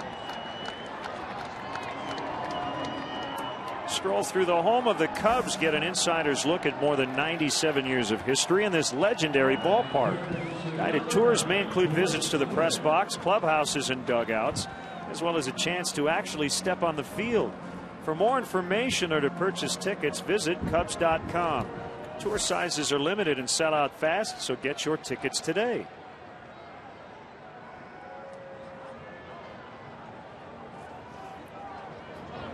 Blake DeWitt rolls that one past Reyes into center. That should have been a double play. Pena's going to make third. DeWitt to second. The inning should be over, but that ball got just over the glove of Jose Reyes. And the Cubs with a chance here to tack on to their lead. Yeah, it looked like an easy double play ball. Hard hit, leading Reyes over toward the bag at second base. You can see Jason Pridey in center field laid back and waited for that ball to come to him. Because Reyes had gone up the middle of the field to make the play. No cutoff man in position. Good base running by both Pena and DeWitt. It'll be a single for Blake DeWitt. And he went to second on the throw to third as Dan Warthen, the pitching coach, comes out to talk it over. And we want to give you an update on the Bud Light Bleachers series we've been talking about. Fans can vote for their favorite T-shirt design for the June 13th giveaway shirt.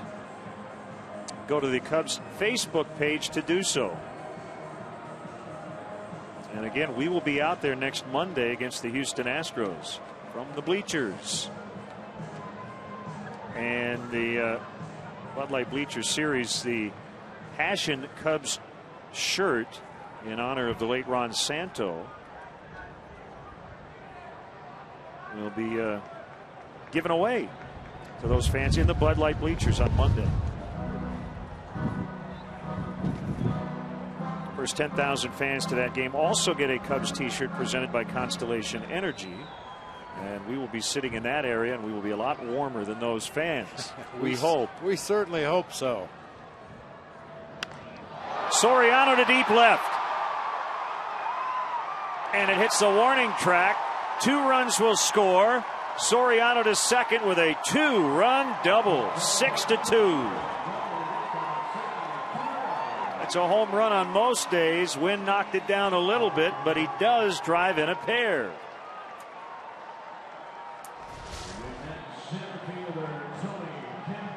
Mish tries to come in with a fastball. Soriano all over it. Squared that ball up really well. I agree with you, Len. Any other day that ball's up in the bleachers, maybe over the bleachers, but that wind just howling straight in from left field. Blake DeWitt with a great read at second base, right on the heels of Carlos Pena.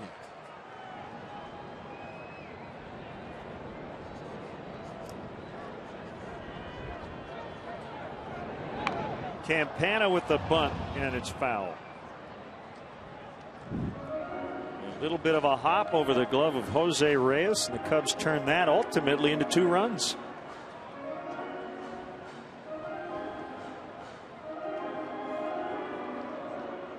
We've talked about Campana's speed, especially out of that batter's box. This is Tony down the first baseline on a base hit up the middle earlier in the ball game. Unofficially 3.78.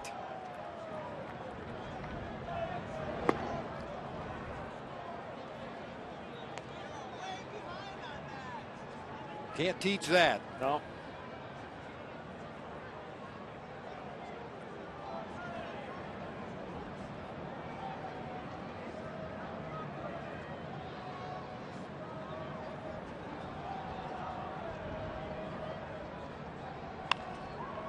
Popped into shallow left. Get away, ball. The bobble, and it's foul. Turner had to deflect off his glove, and Jose Reyes almost caught it on the deflection. A couple of shots at that foul ball. Playing tricks even with pop-ups. Turner got the heel of the glove on it, kicked it back toward the diamond where Reyes tried to make a barehanded catch. Fortunately for Tony Campana, it drops in foul territory. He'll get at least one more hack at it.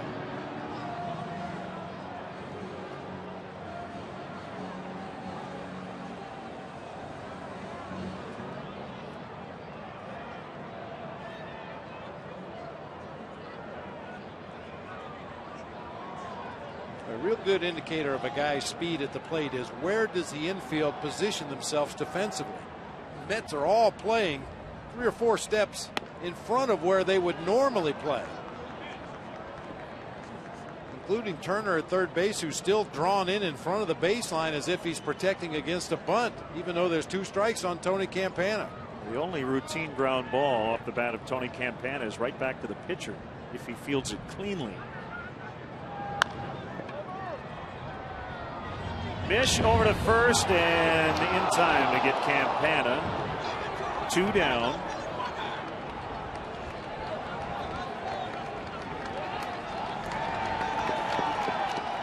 Fans give Campana a hand after hustling all the way down the line. That dangerous head first slide into first base, however. You got that pitcher coming over there. He's searching for the bag, trying to get his foot down in time. Always a chance of getting that hand or wrist or arm stepped on.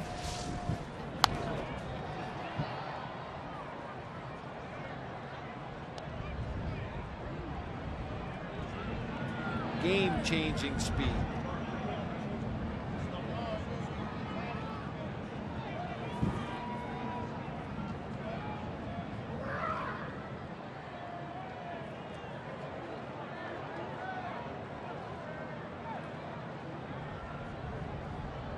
Mish with an 0-1 inside.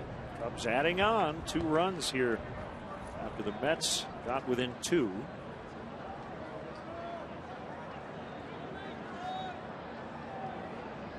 Cubs hoping to get Giovanni Soto off the disabled list in the middle of that Pittsburgh series, maybe as soon as Saturday, as Hill will foul out to Murphy. And the inning is over, but the Cubs stretch their lead to 6-2 at the end of 5.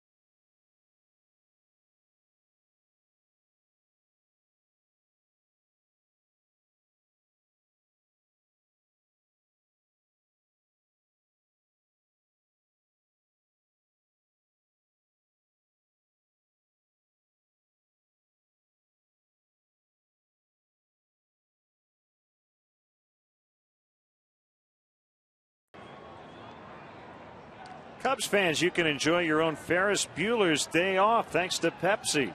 To celebrate the 25th anniversary of the movie, fans can go to Jewel Osco and purchase a pair of 2-liter Pepsi bottles with a preferred card to be automatically entered in the contest. The winner will hop in a limo and enjoy a recreation of Ferris's Day Off in Chicago, complete with a stop at Wrigley Field and the chance to throw out a first pitch. Brought to you by Pepsi, Hollywood Boulevard Theater, and Jewel Osco. Jason Bay out on a close play at first. 6-2 Cubs here in the 6th.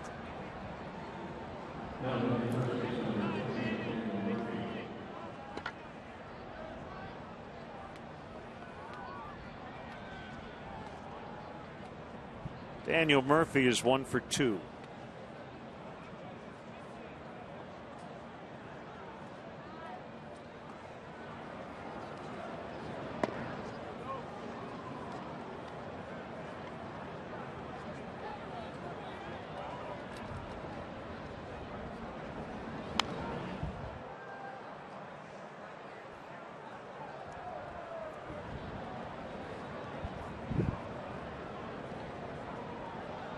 We started a little late, 31 minutes late, in fact, but we've been dry since. The wind has not let up.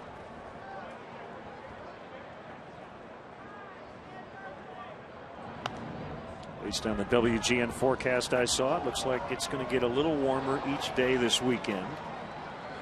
I'm all for it. Which is great news. I'll tell you what, the Cubs defenders had better be on their toes facing home plate, because Big Z is really working quickly now. Murphy with his second hit today. Want to see a Cubs game from the front row at Wrigley Field? Well, now you can. Visit Cubs.com and click on the CBOE front row seats auction to bid on tickets in the front row behind home plate and along the first base line. Front row seats will be auctioned off to every game all season long, so don't miss your chance. Go to Cubs.com and check out the CBOE front row seats auction today.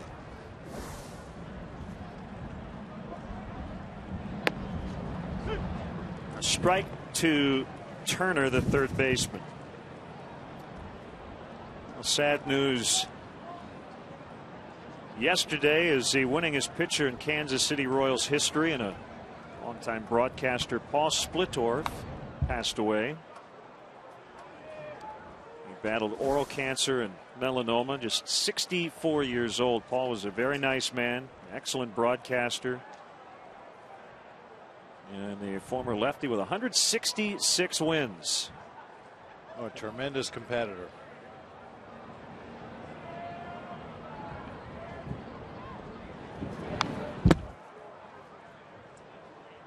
He will be in Kansas City in interleague play in June. We're looking forward to that.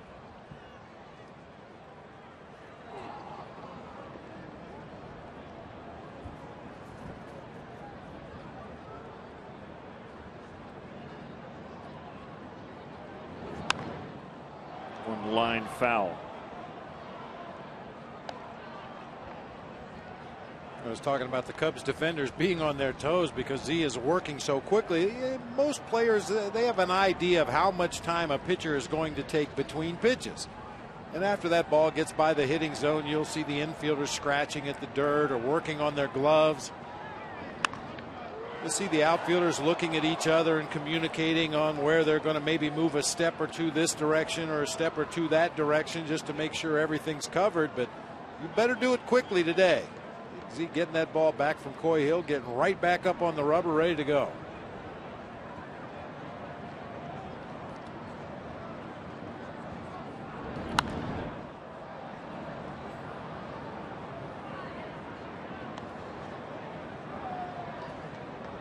Barney got his throwing hand in his back pocket, trying to keep it warm so he can get a good grip should a ground ball be hit his direction.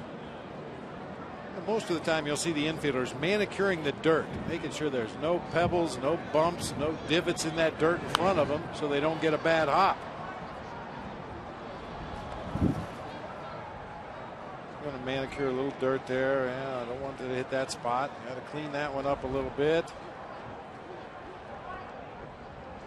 Also looking into the dugout just to make sure they're positioned properly depending on the hitter and the count.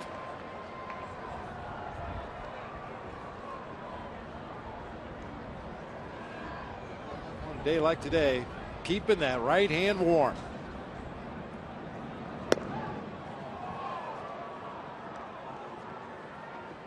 So I'm take a peek over his shoulder at the scoreboard to make sure the count was correct.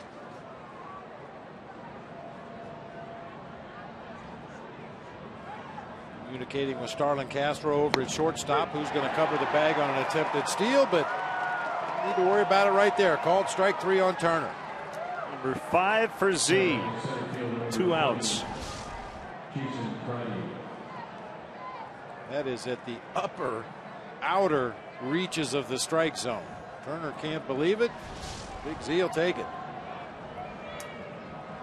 Friday has hit into a double play and has tripled and scored. 1 ball, no strikes. Bob, we have to give props to Barry Bonds. Brian Stowe is the Giants fan who was badly beaten in Los Angeles outside of Dodger Stadium. Throw to first, safe, as Murphy just got back in. Bonds has volunteered to pay for the college education of Stowe's children, 12-year-old Tyler and 8-year-old Tabitha. That's a very nice gesture. Yes, indeed. By Barry Bonds. Spent an hour with Brian Stowe back in April at the hospital when he was still in Los Angeles.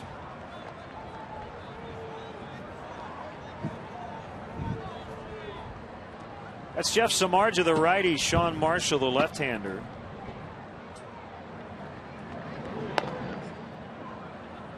And a 2-2 count.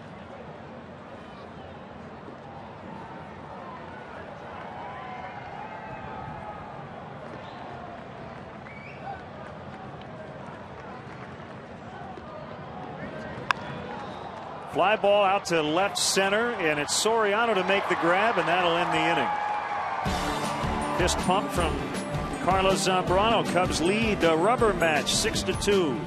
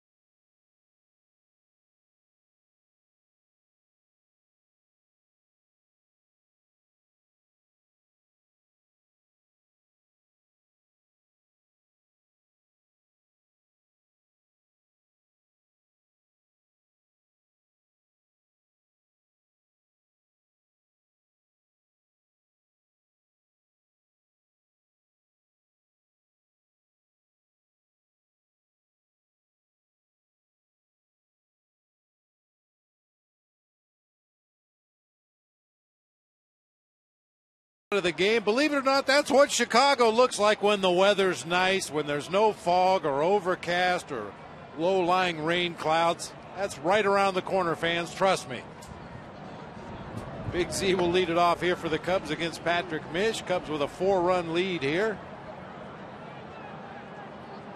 Zambrano already with two base hits in this ball game, 3 in the series. Had one as a pinch hitter a couple nights ago.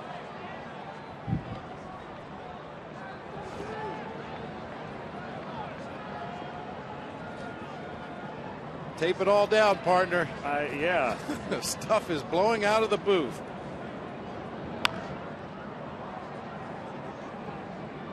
I know what Hawk means when he says strap it down.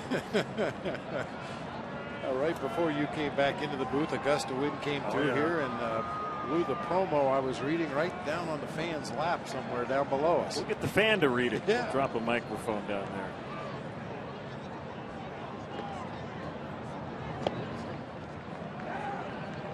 Two and 2 on Carlos Zambrano. This has actually been Carlos's better side of the plate so far in the early going this season, even with 2 hits from the left side earlier in the ball game today. 5 for 12 as a right-handed hitter, including his only home run so far this year. That came as a right-hander.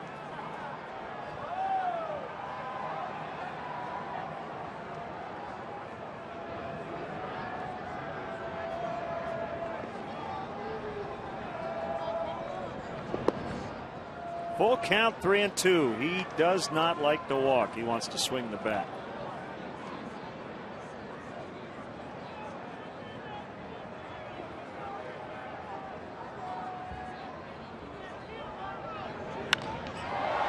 He drills that one out into the gap.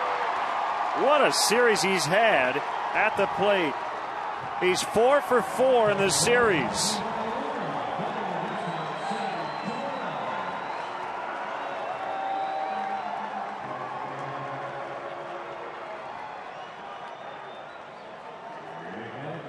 Hey, it made its way back. We got it back. Man, he looks hitterish. I'll tell you, he even looked good taking the pitch before that, laid off of a tough one. Yeah, this I was just about to read the Xfinity high def shot of the game, and wind took it and fired it out into the bleachers somewhere, but we thank the fan for returning it very much. We will make a copy of that to give to the fan. Kind of like the replacement broken bat.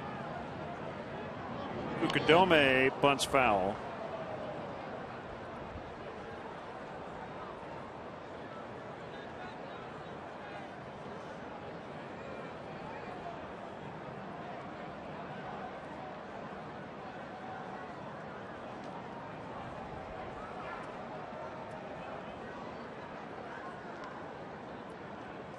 Corner man in with the 0-1. Kosuke deflects that off the glove of Mish.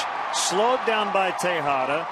That's a hit for Kosuke. Z now at third. They're at the corners with no outs.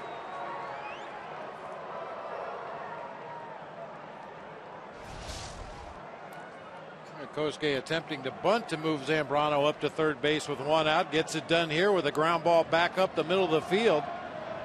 You see, Carlos wasn't sure whether to go or not. If Tejada came up with that ball cleanly on the backhand, there might have been a play at third base, but doesn't matter. That's it for Mish. 6-2 Cubs will be back.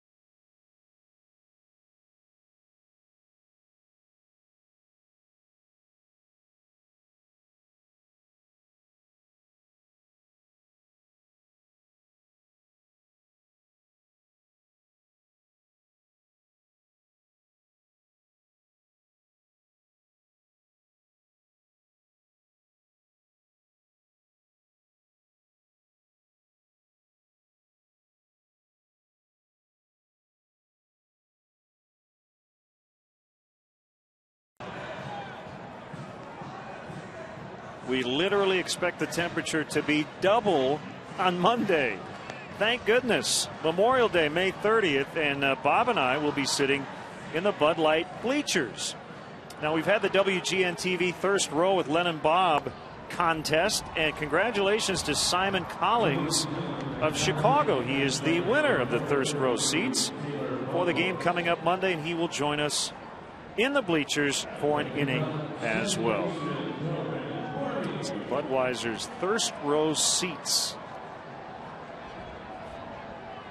Right-hander Taylor Buchholz will make his second appearance of this series. We saw him Tuesday night, an inning and a third, 2 hits, 2 runs, 1 earned. Fastball, curveball, changeup mix from Buchholz. We mentioned it when he pitched initially in this series. In the past has thrown a lot of breaking balls, a lot of curveballs, especially to the right-handed hitters.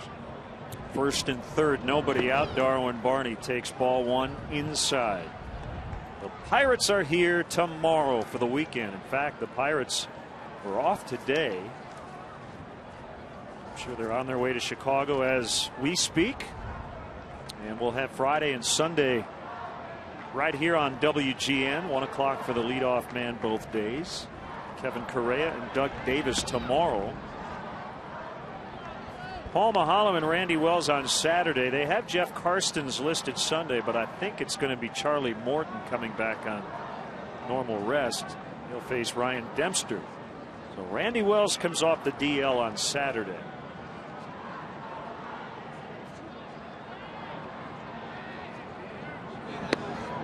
Two and one the count. And speaking of the Pirates, they have lost 3 straight after winning 4 straight. They've been streaky. And they will come in at 13 and 12 on the road. A huge turnaround for them on the road. They were dismal last year, 17 and 64 away from PNC Park. Playing much better on the road, struggling a little bit at home this season. 5 games under the 500 mark, 9 and 14. When playing in the Steel City. With a win today, the Cubs would go into that series tied with the Pirates for 4th at 22 and 26.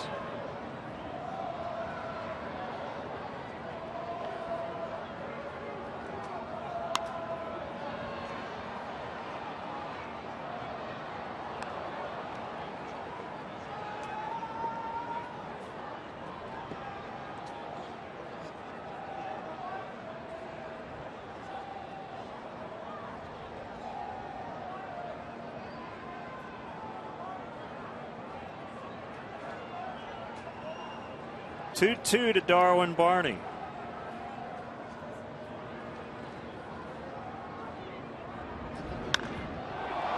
High fly to center. Caught by Pridey. Here comes Zambrano. He will score standing, and it's a sac fly for Darwin Barney.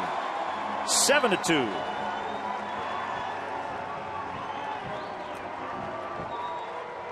Take the Chicago Cubs with you wherever you go this season. Subscribe to MLB.tv today to see every Cubs game live or on demand on your computer and your favorite devices. Visit Cubs.com to order and get more details. MLB.tv, baseball everywhere.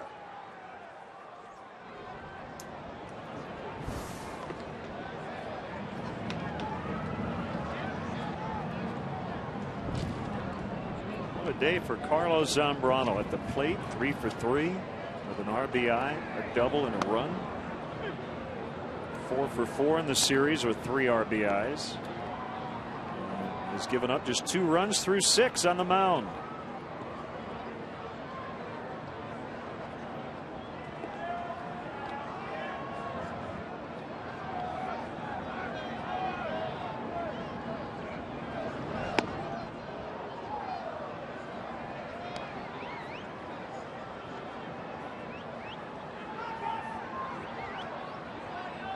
Such an oddity when Starlin Castro swings and misses. It really catches you by surprise. He did strike out swinging back in the 5th inning. Swung through that 0-1 pitch right there. He almost always makes contact when he starts at bat.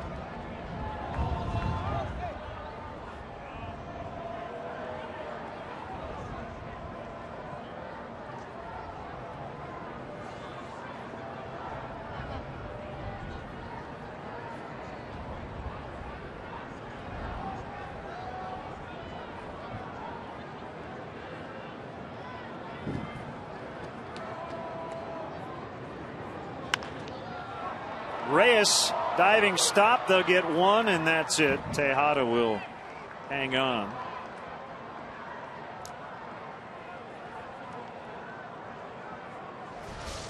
Too bad for Starr that time. Hit that ball right on the button. Nice diving play by Jose Reyes. Tosses on to his second baseman just in time to get Fukudome at second base. That'll be it for Buchholz. Tim Burdack coming on. 7-2 Cubs.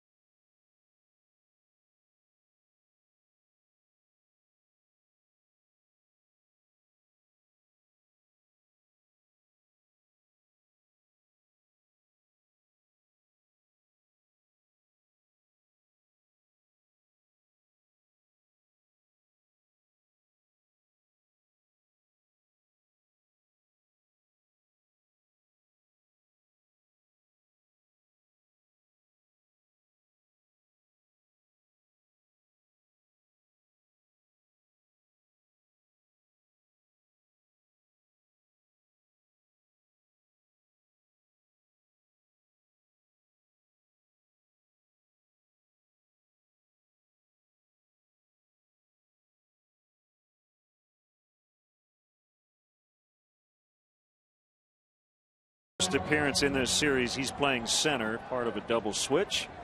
Oak Lawn, Illinois native Tim Burdack will do the pitching. Runner at first, 2 outs, and Carlos Pena at the plate. And normally a pitcher comes in the game and I give you his arsenal, and I always start with a fastball because just about every pitcher works everything off his fastball. Tim Burdack, however, throws more sliders than fastballs. Over 51% of the pitches he's delivered this season have been sliders, 38% fastballs, and about 11% straight changeups. Well, he did throw Pena a fastball to start the at bat. Another one, and that's high, 1-1.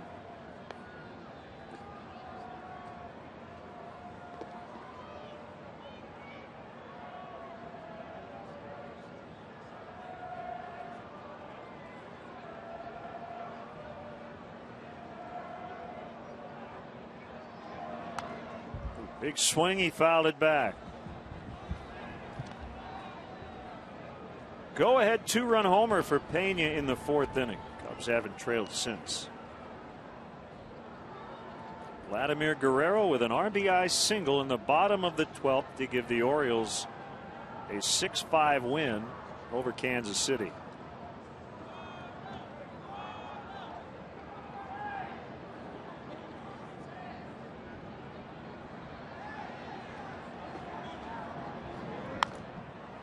Was Guerrero's only hit of the day. He went 1 for 6.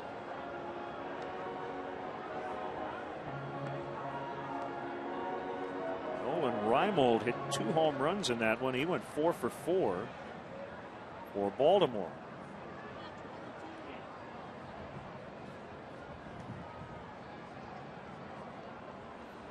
It was 89 degrees in Baltimore today.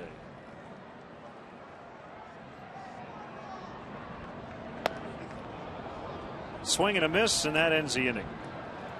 The Cubs add 1 to their lead. It's 7-2 as we head off to the 7th.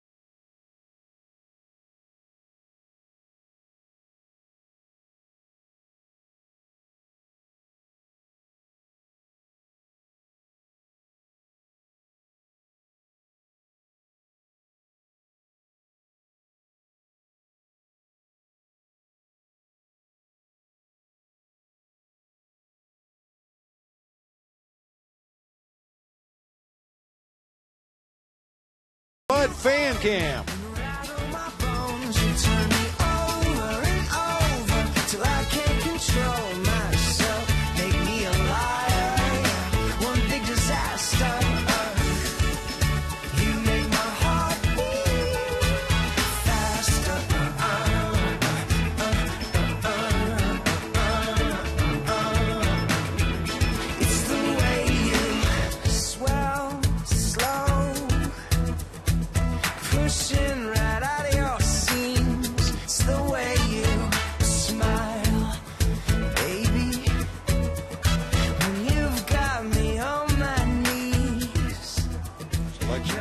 Scroba today, faster from Matt Nathanson. That's our Bud Fan Cam. Great times are waiting. Grab some buds.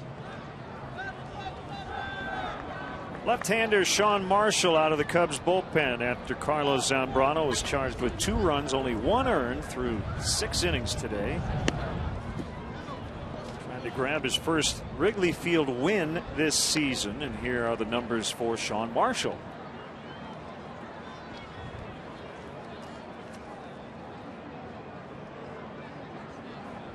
'21st appearance, and 17 times in his first 20 he has not allowed a run.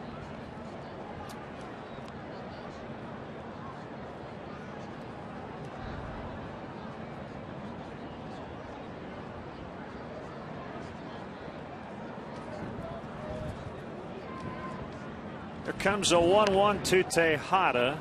Fouled back to the bricks. 1-2. Dennis Savard, Blackhawks ambassador and Hockey Hall of Famer, will conduct the stretch.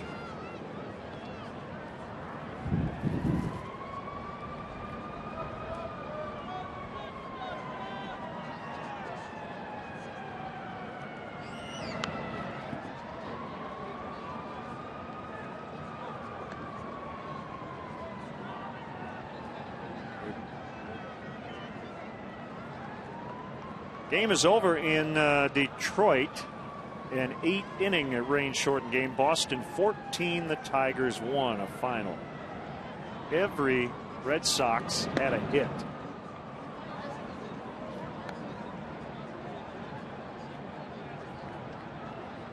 Sevis over Scherzer in that one.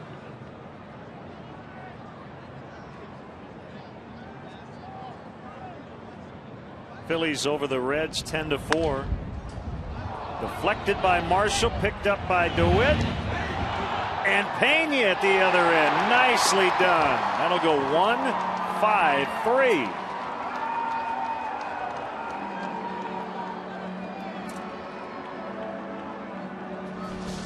The alert defensive play by Blake DeWitt. When that ball is deflected, you can see Castro was headed up the middle of the field. However, Blake DeWitt at third base was not just standing there watching the play.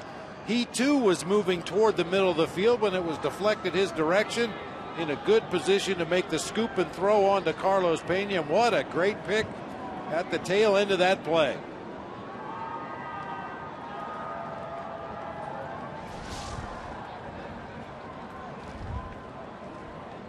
Now Scott Hairston,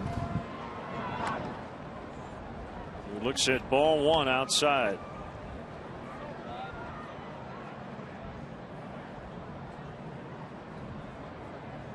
Scott turned 31 yesterday. First year with the Mets. Last year with the San Diego Padres, hit just .210 with 10 home runs in 104 games. He'll make his way to second base with a 1-out double.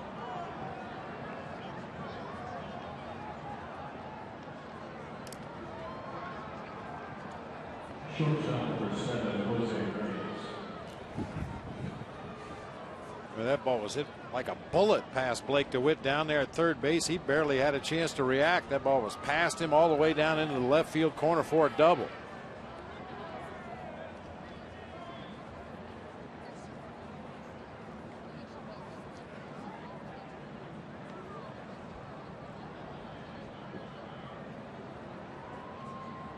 Good day for a little pond hockey. It is.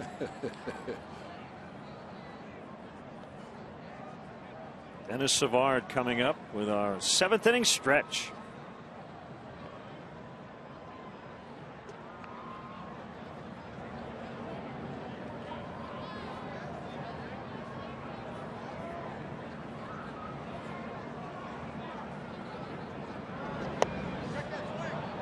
If Reyes went after that pitch, he did not, according to Dale Scott. Pretty tough to swing and get out of the way at the same time, but that's exactly what Jose Reyes has to do here. That biting slider from Sean Marshall headed toward the back foot. Reyes had started the bat, was able to check his swing, and then also got his legs out of the way.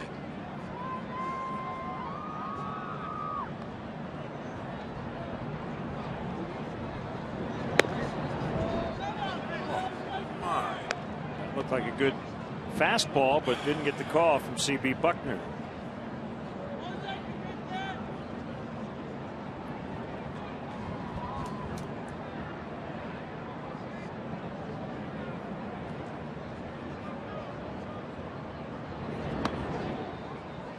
3-1.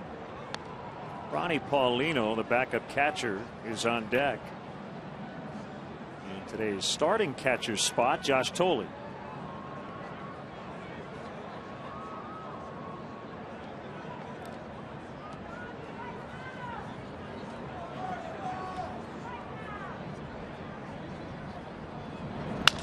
Broken bat, ground ball.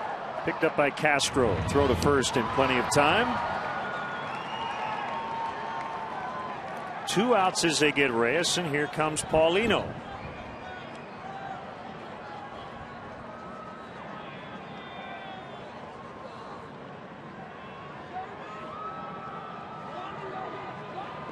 Paulino on Tuesday night got the start, had 2 hits, but also committed 2 errors.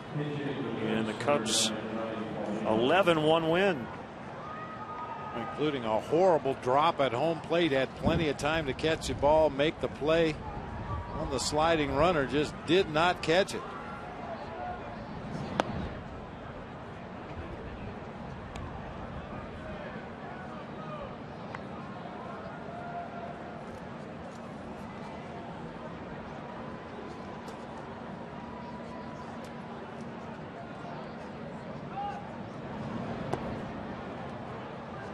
Curveball low. 2 balls, no strikes. Mets will return home and take on the Philadelphia Phillies this weekend. And the Cubs will welcome in the other team from Pennsylvania, the Pirates.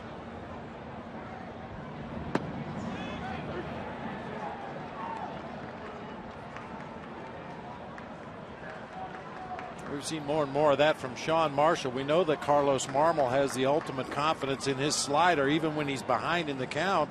Sean Marshall's been throwing a lot of sliders on 2-0, 3-1 counts this year, and able to hit the corners for strikes. Bigger curveball that time, dips below the bottom of the strike zone.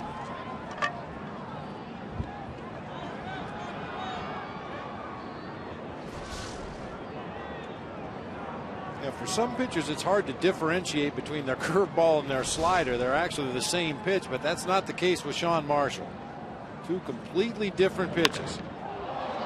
Hammer to deep left center. Campana has to end up coming in to make the catch. Stretch time with Dennis Savard. All right, Cub fans, Hawk fans, are you ready? And a 1. And a 2, and a 3. Take me out to the ball game. Take me out to the crowd.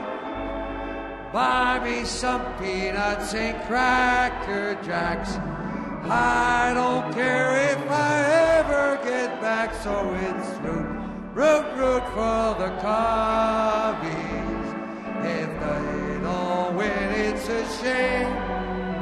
For it's 1, 2, 3 strikes, you're out at the old ball game. Let's get some runs.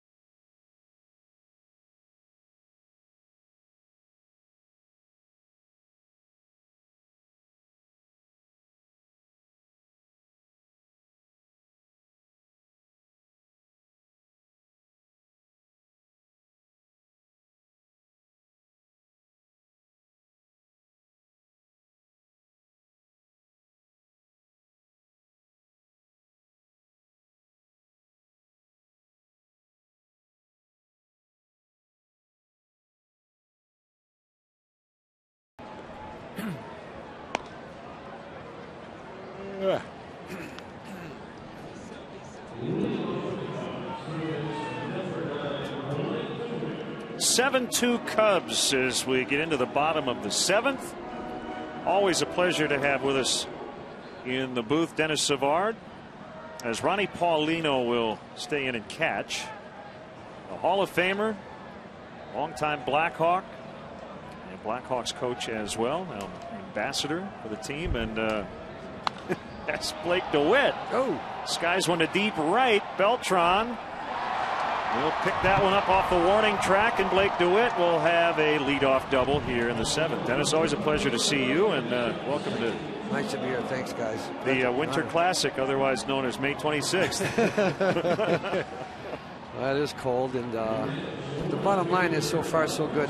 Cubs are winning, so you know it's yeah, it must be tough for those guys. You know, Bob has played and done that, so I don't know what it feels like down there, but you know, obviously, what I'm told, the pitcher and the catcher, the guys are only two guys that are warm. As far as the other guys, it's pretty tough, but Cubs are battling through it. Unlike hockey, where you're constantly moving, as you can see, a lot of time you're just standing around waiting for something to happen, waiting for the ball to be hit your direction. And on a day like this, it's tough to stay loose. Yeah, and as a young boy, you know, we played a lot of outdoor games. We never felt this because the fact, like you said, we're moving around, and you know, you stay warm all the way through. That pitch bounced out in front of home plate. What an exciting Blackhawks season. They were oh so close, and I think in the end they may have lost to the eventual Stanley Cup champions, as the Canucks are now. Yeah, I've said finals. that all along. You know, the one goal probably be still playing today, but could have, should have. You know, these are the words that we don't use in our organization, and you know, it was a solid season.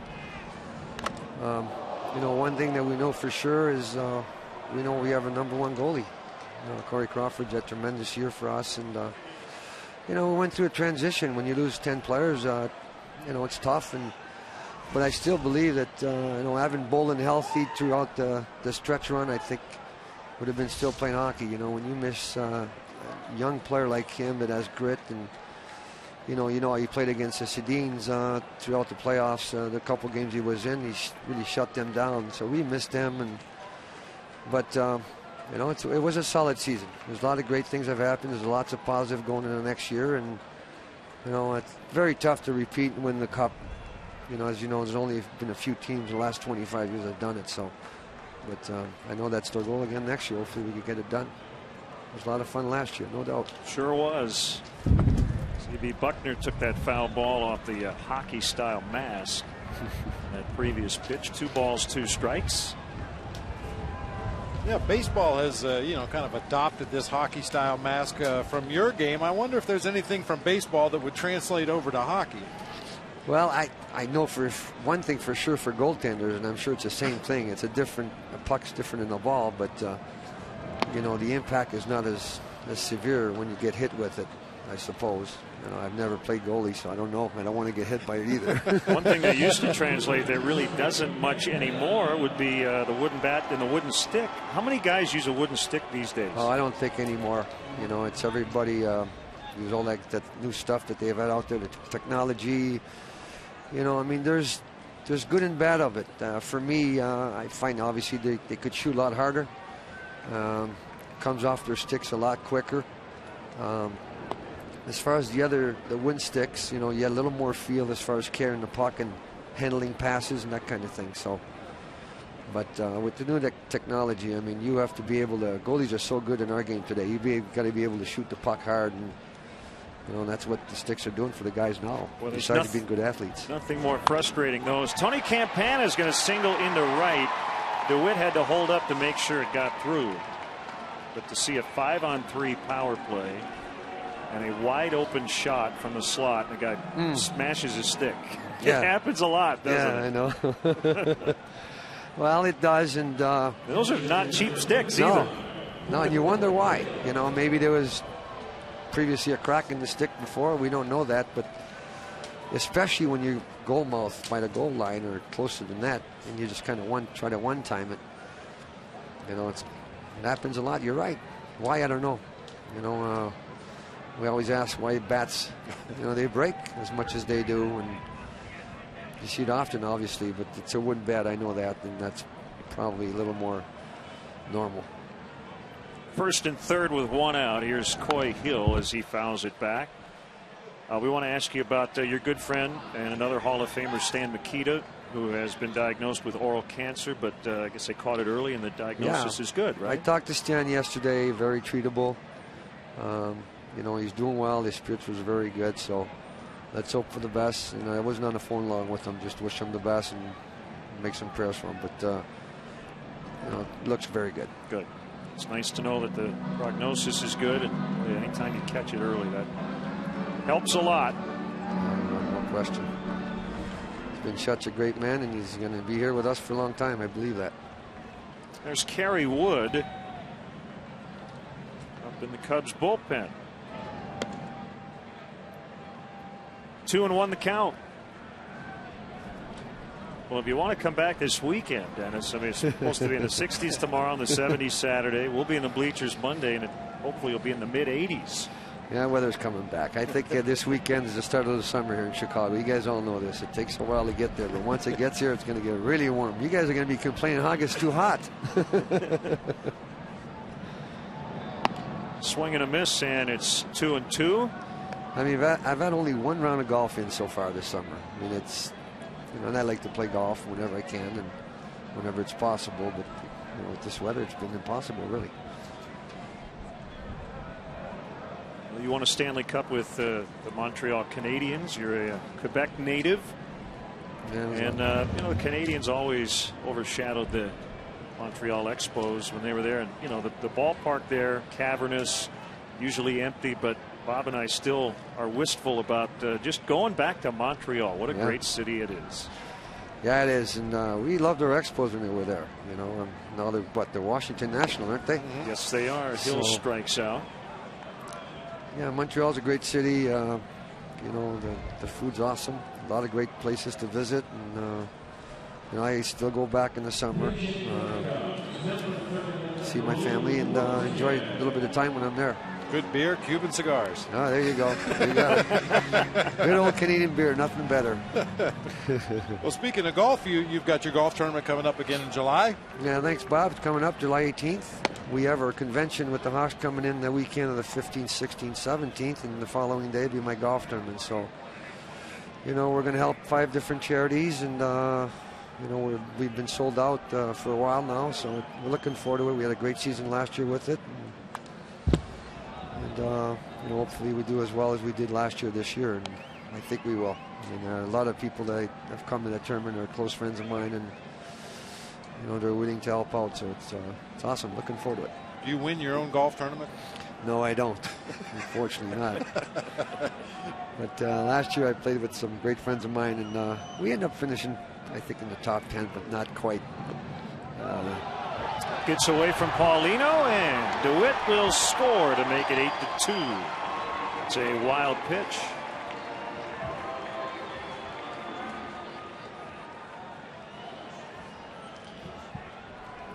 That one got away from Burdack and cost his team a run. Yeah, in the golf tournament this year, we're going to honor Bobby All every year. This is my second year this year. Last year, obviously, it was me, but we're going to honor Bobby this year in my tournament. Looking forward to it. The weather will be a little nicer on July 18th. Yes. I'm sure. Who do you like in Game 7? I mean, is it just lucky bounce here, unlucky bounce there between Boston and Tampa Bay? Yeah, I mean, both teams deserve to be there now. I mean, obviously going to Game 7, who knows what's going to happen, but the ball will be pushed by the wind. The seat's out of play. I mean, I watched every game. You know, last night I was watching that game again. Tampa played with lots of energy. You know, it's going to come down to, I think it's going to be a low-scoring, close game, just like we played against Vancouver in Game 7. Tough to pick a team. I mean, it's going to depend on special teams. They're going to be a big-time key in that particular game tomorrow. And goaltending. Whoever's going to be the hottest goalie, you know, they've been both great in that series. And tough call. Montañez fouls back. How about a young GM, Steve Yzerman, acquiring Dwayne Rollis, and that kind of went under the radar earlier in the year, but pretty Yeah, great acquisition. Obviously, he's a warrior. He's been around for a long time, and you know, it took him a while to get in this league, and I think he appreciates every moment that he's in net. And, well, good for him. Another 2-2 to Montañez. He strikes out. Dennis Savard, always a pleasure. Go get warm, all right? Thanks, guys. Thanks so much for having me.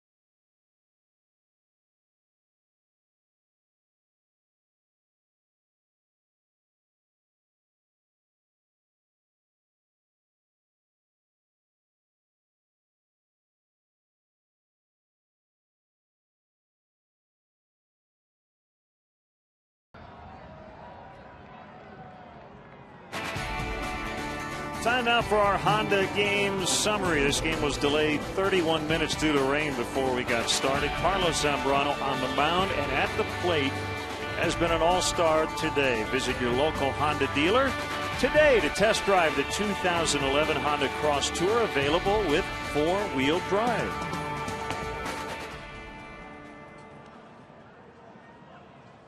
Couple of changes for the Cubs. Montañez stays into play left.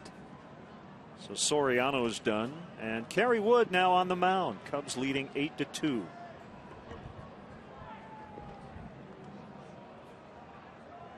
So the overall opponent's batting average of .260 against Woody this season.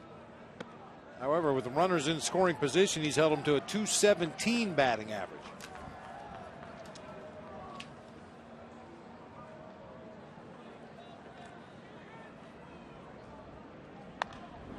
Beltran hits it high in the air. Where's this one going to land? Kosuke with a slip, but he caught it. Wow. What's that for concentration?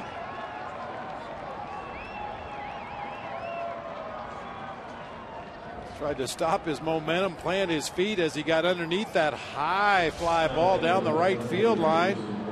You'll see his feet slide out from under him right there, but never takes his eye off the baseball, able to make the catch as he goes down to the turf. Well, that ball very easily could have hit him right in the face.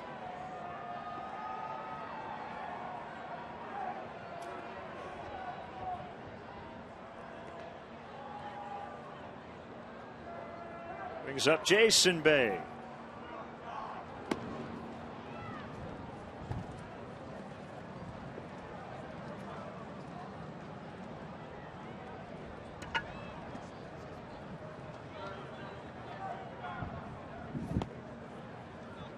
Two balls, no strikes.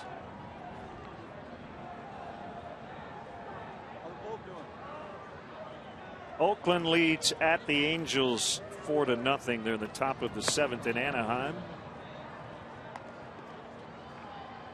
Brett Anderson, 6 scoreless innings. He's still working.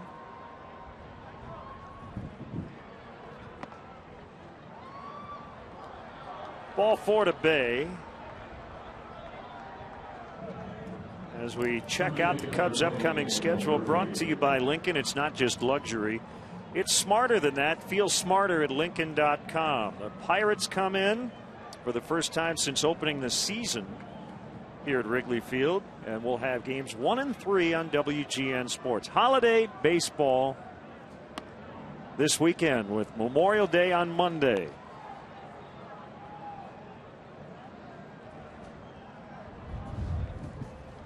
You mentioned the Oakland A's manager Bob Guerin taking some heat from some of the current players on his roster, as well as some players who have moved on to other organizations. It's not pretty out there.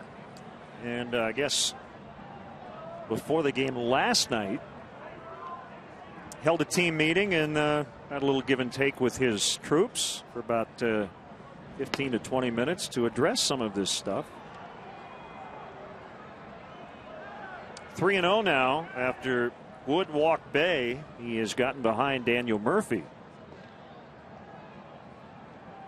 Marlins lead the Giants 1-0. They're in the bottom of the 7th in San Francisco. Eli Whiteside behind the plate. Good pitchers matchup. Anibal Sanchez against Ryan Vogelsong.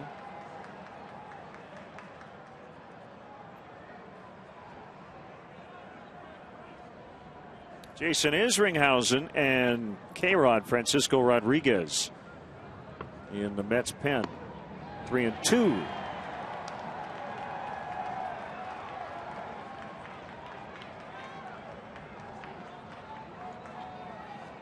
Giants with a 2.5-game lead over the Diamondbacks starting play today in the West, but again losing Buster Posey probably for the season. That's going to get to the wall for Daniel Murphy. And they're going to hold Bay at third, not taking any chances in an 8-2 ball game. Murphy with 3 hits.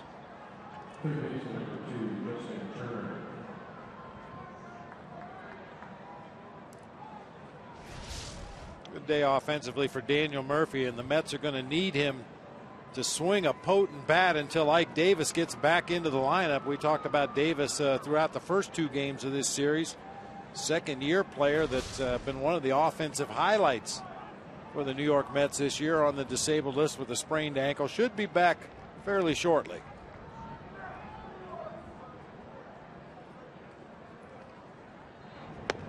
Strike on Justin Turner. Well, you know, Len, most teams have fan appreciation day at the end of the season, but Tom Ricketts showing his appreciation for all the hardy fans who stuck it out here today, was passing out some baseballs to youngsters in the front row, posing for pictures, meeting and greeting the fans. You don't see that happen very often.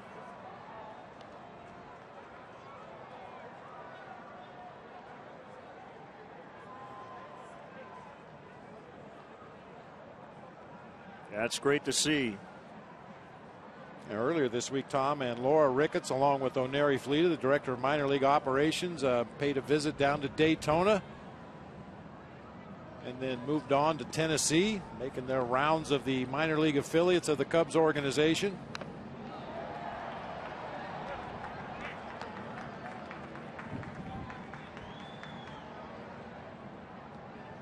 How about this, Bob? Back on the Giants. Buster Posey on the DL with the broken left leg and torn knee ligaments. Darren Ford, their speedster, put on the DL with a sprained left ankle. Mike Fontenot with a left groin strain. All 3 put on the DL today. Ooh. It's not a good day, even though the Giants are in first place. And are able to hold up. 1-2. Talk a lot about your depth in the organization, but I don't care how deep you are, you cannot replace Buster Posey. I mean, this guy brings it all to the table. He's an offensive force when he's got a bat in his hands. For a youngster, a tremendous handler of that tremendous pitching staff out there in San Francisco. Good defensive catcher, leader in the clubhouse. They are desperately going to miss him.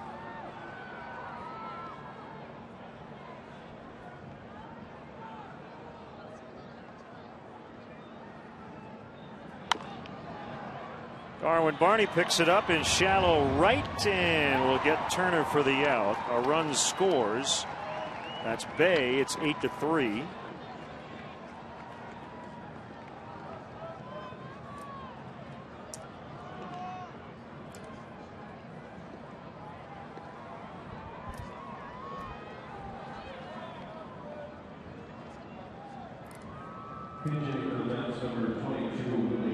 And a pinch hitter for Burdack, it's Willie Harris.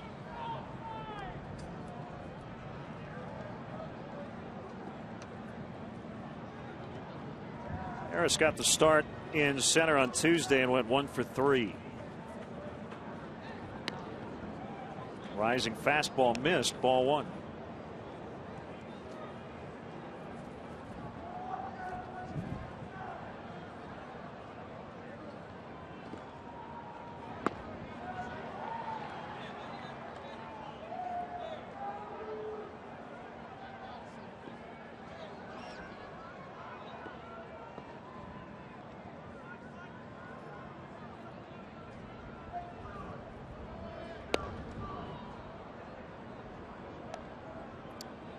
Giants brought up infielder Brandon Crawford to replace Fontenot. Catcher Chris Stewart replaced Posey and Brandon Belt, who had started the year as their first baseman. Also back on the roster. 2 balls, 2 strikes.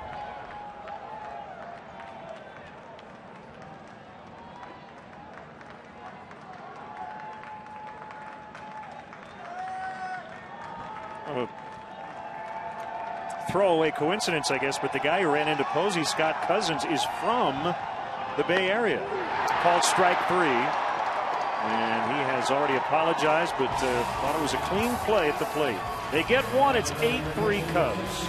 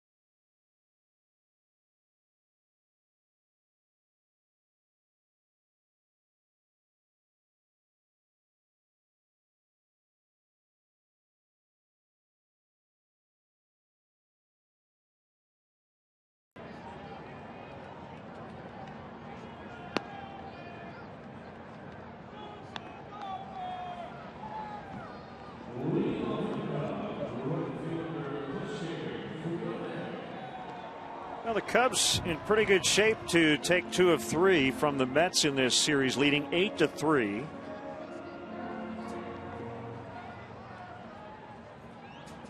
And right-hander Jason Isringhausen has come full circle back with the New York Mets. Was once one of their top prospects, along with, remember the 2 other guys, Paul Wilson and Bill Pulsipher. They were dubbed Generation K back in the mid-90s, but they all battled injuries and would have to rebuild their careers elsewhere. In the case of Isringhausen, he became an elite closer later with the St. Louis Cardinals. Fukudome turns on it into the right field corner. Gone, a home run. That's his first of the year. The Cubs have hit a couple today. It's 9-3.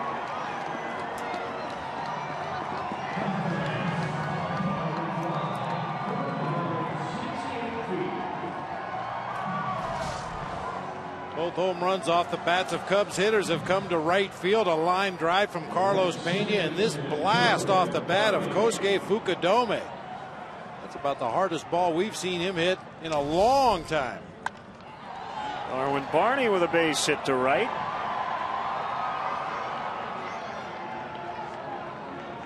Kosuke with his 35th major league home run, the 227th if you combine the 192 he hit in Japan, and that is his first since September 22nd of last year.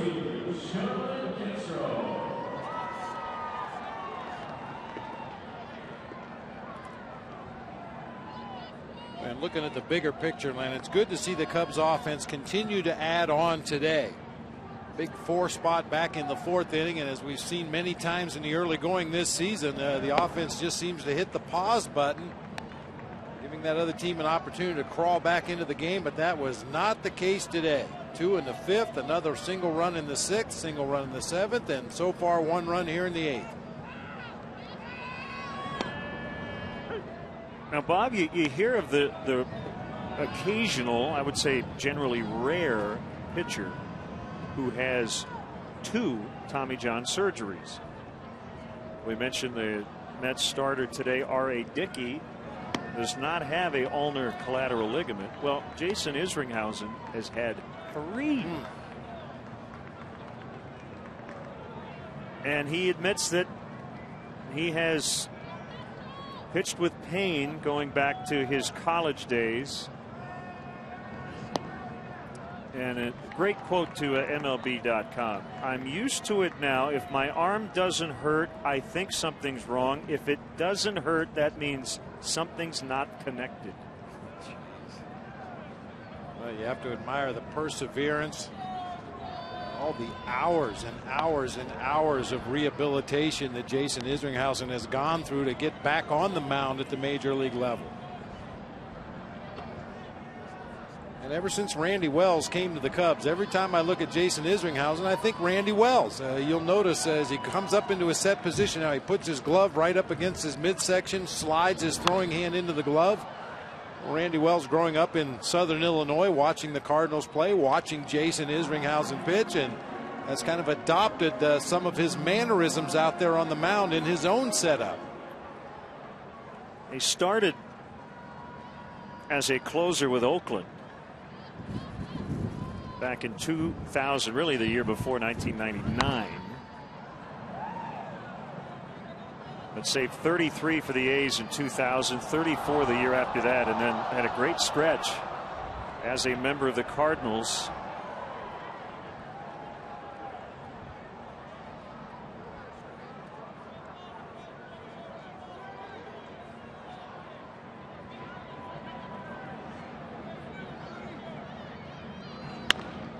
Ground ball to Reyes, backhanded, throw to first, not in time, squirts under the glove of Murphy.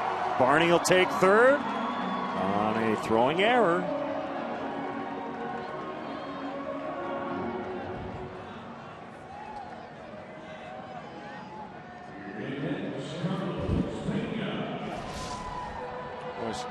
Sloppy defense from the Mets in this series. This is a play that Reyes should probably just stick that ball in his pocket. Tries to make that off balance fadeaway throw from deep in the hole at short to a guy who runs really well.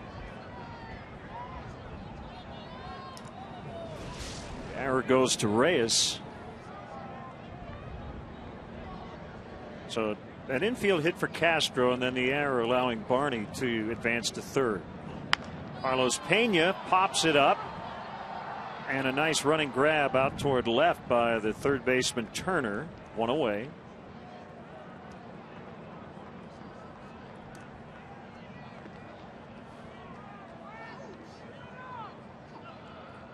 And here comes Terry Collins.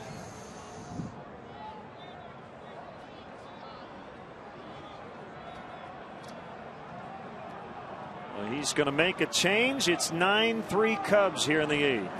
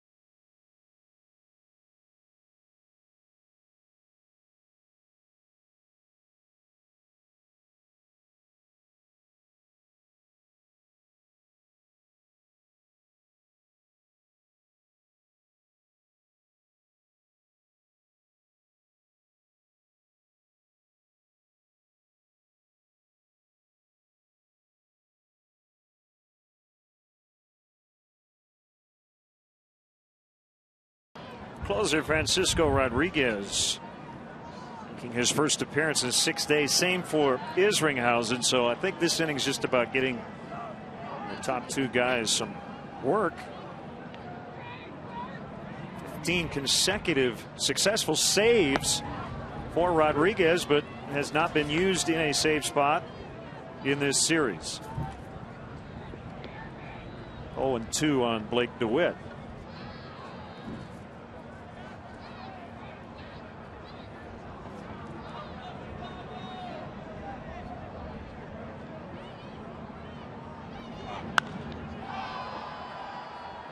Foul ground, and it'll be caught by Turner near the barrier.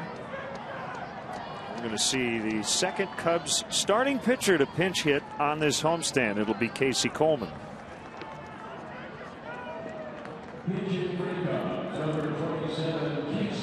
That for Kerry Wood.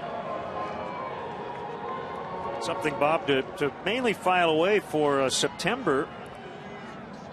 Assuming Francisco Rodriguez doesn't get traded before then, using a two-seam fastball this season. Throws it more than the four-seamer that had long been used as his main fastball.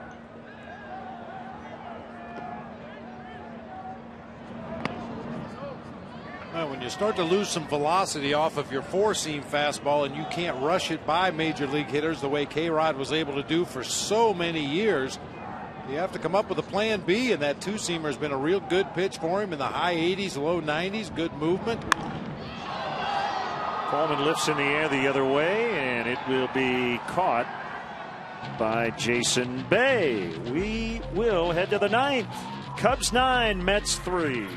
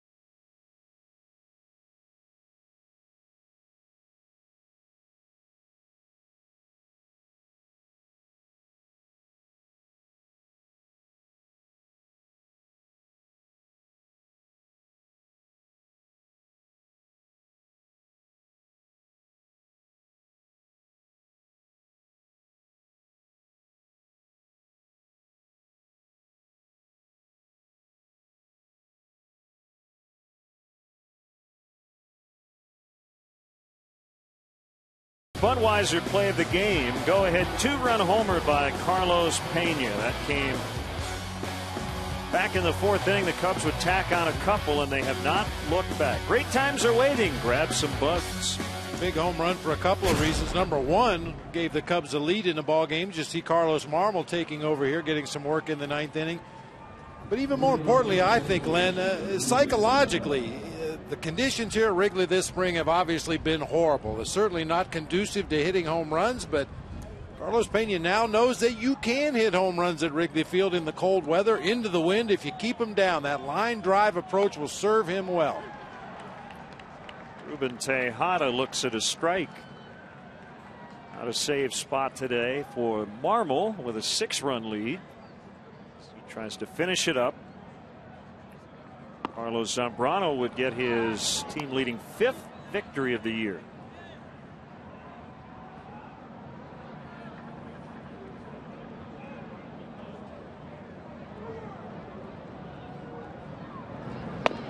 Inside 2-1.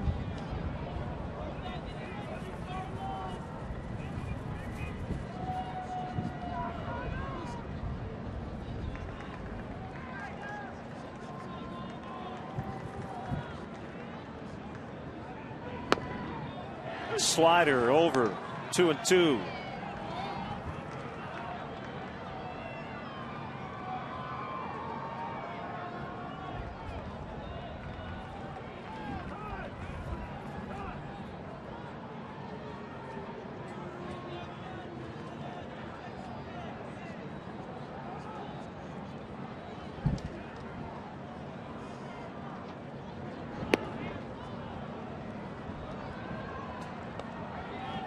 Scott Hairston on deck.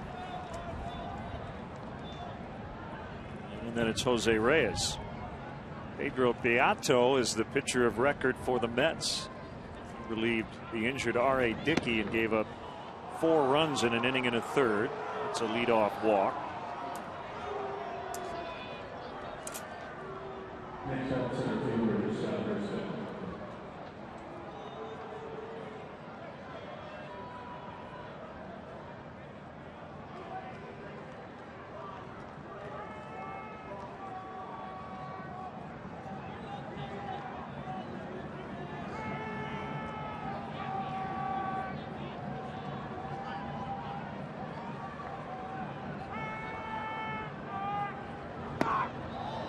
Almost hit him.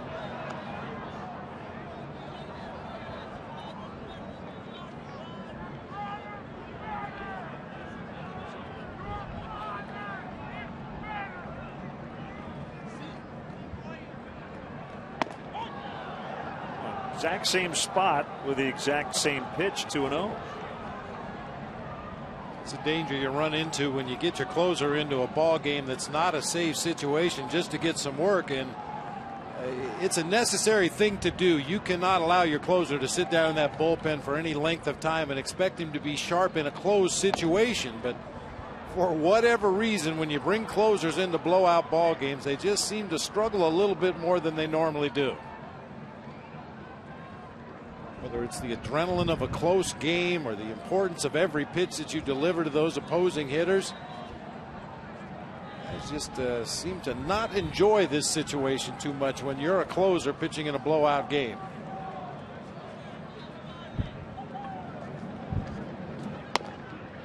That's a strike.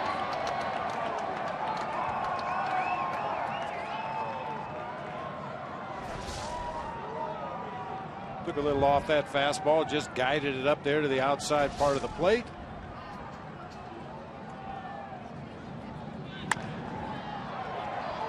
Pop up near short, although wind carrying that ball right to Darwin Barney behind second base.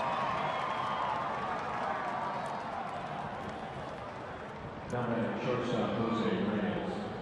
Well, and if you try to take a positive out of the horrible weather we've had here at Wrigley Field this spring, it's that Darwin Barney and Starlin Castro have learned in a very short period of time how to play the conditions here at Wrigley.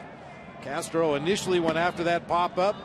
Darwin Barney also started after it, and good communication between the two of them. Castro gave way and let Barney make the catch.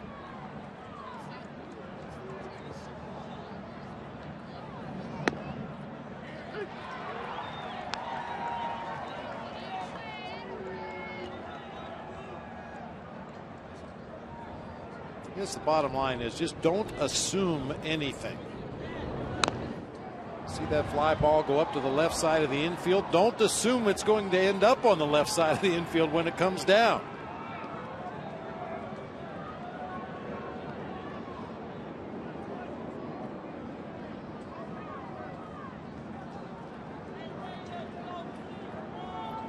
The 1-2 pitch, tapped, foul.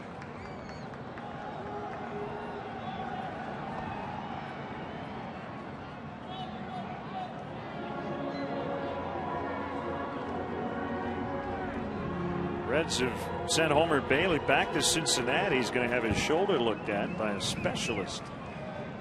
Had some muscle spasms and left the game early today.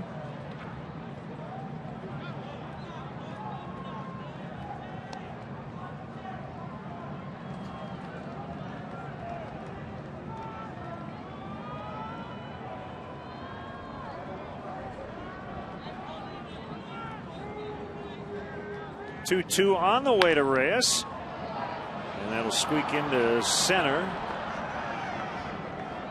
for a base hit.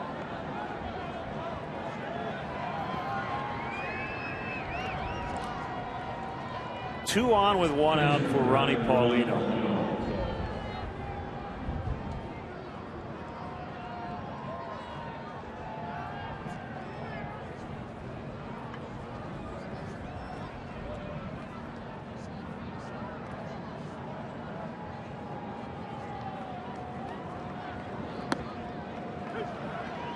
Slider strike to Paulino.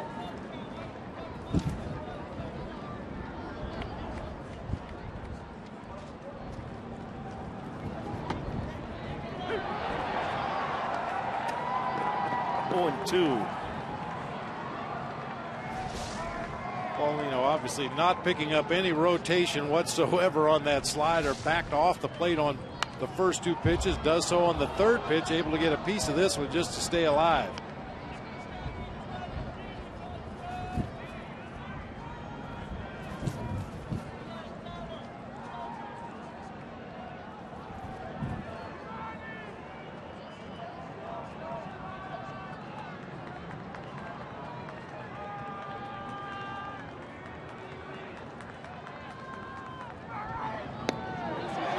Got him.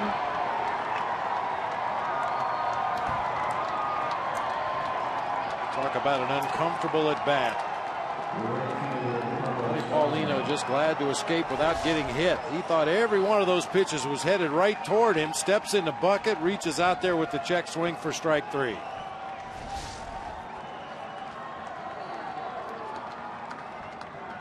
Beltran is 0 for 4. Low for ball 1. Paid crowd today 33,378. That's tickets purchased. Clearly with the conditions,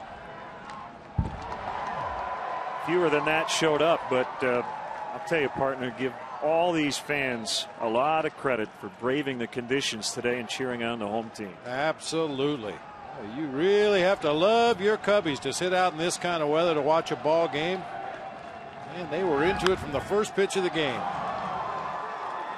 WGN News follows for our Chicago area viewers. Mark Sapelsa, Lourdes Duarte, Jim Ramsey coming up here in a few minutes. Hopefully this is the last weather day like this the rest of the summer. It's supposed to get warmer tomorrow as the Cubs try to wrap up this series win. 2-2 on Beltran. Pirates are in for 3 starting tomorrow.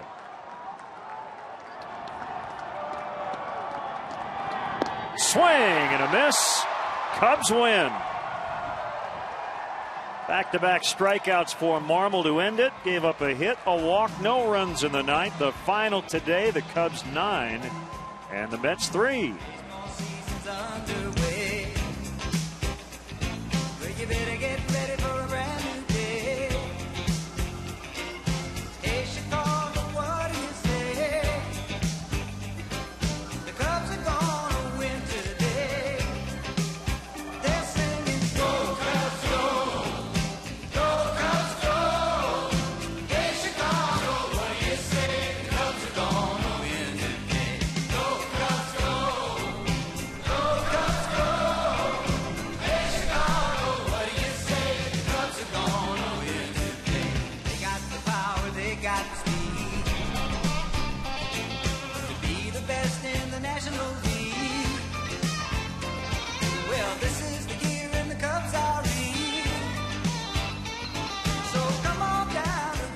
Cubs improved to 22 and 26. They're now tied with the team. They'll play tomorrow, the Pittsburgh Pirates. Final today, Cubs 9, Mets 3. Back with more in a moment.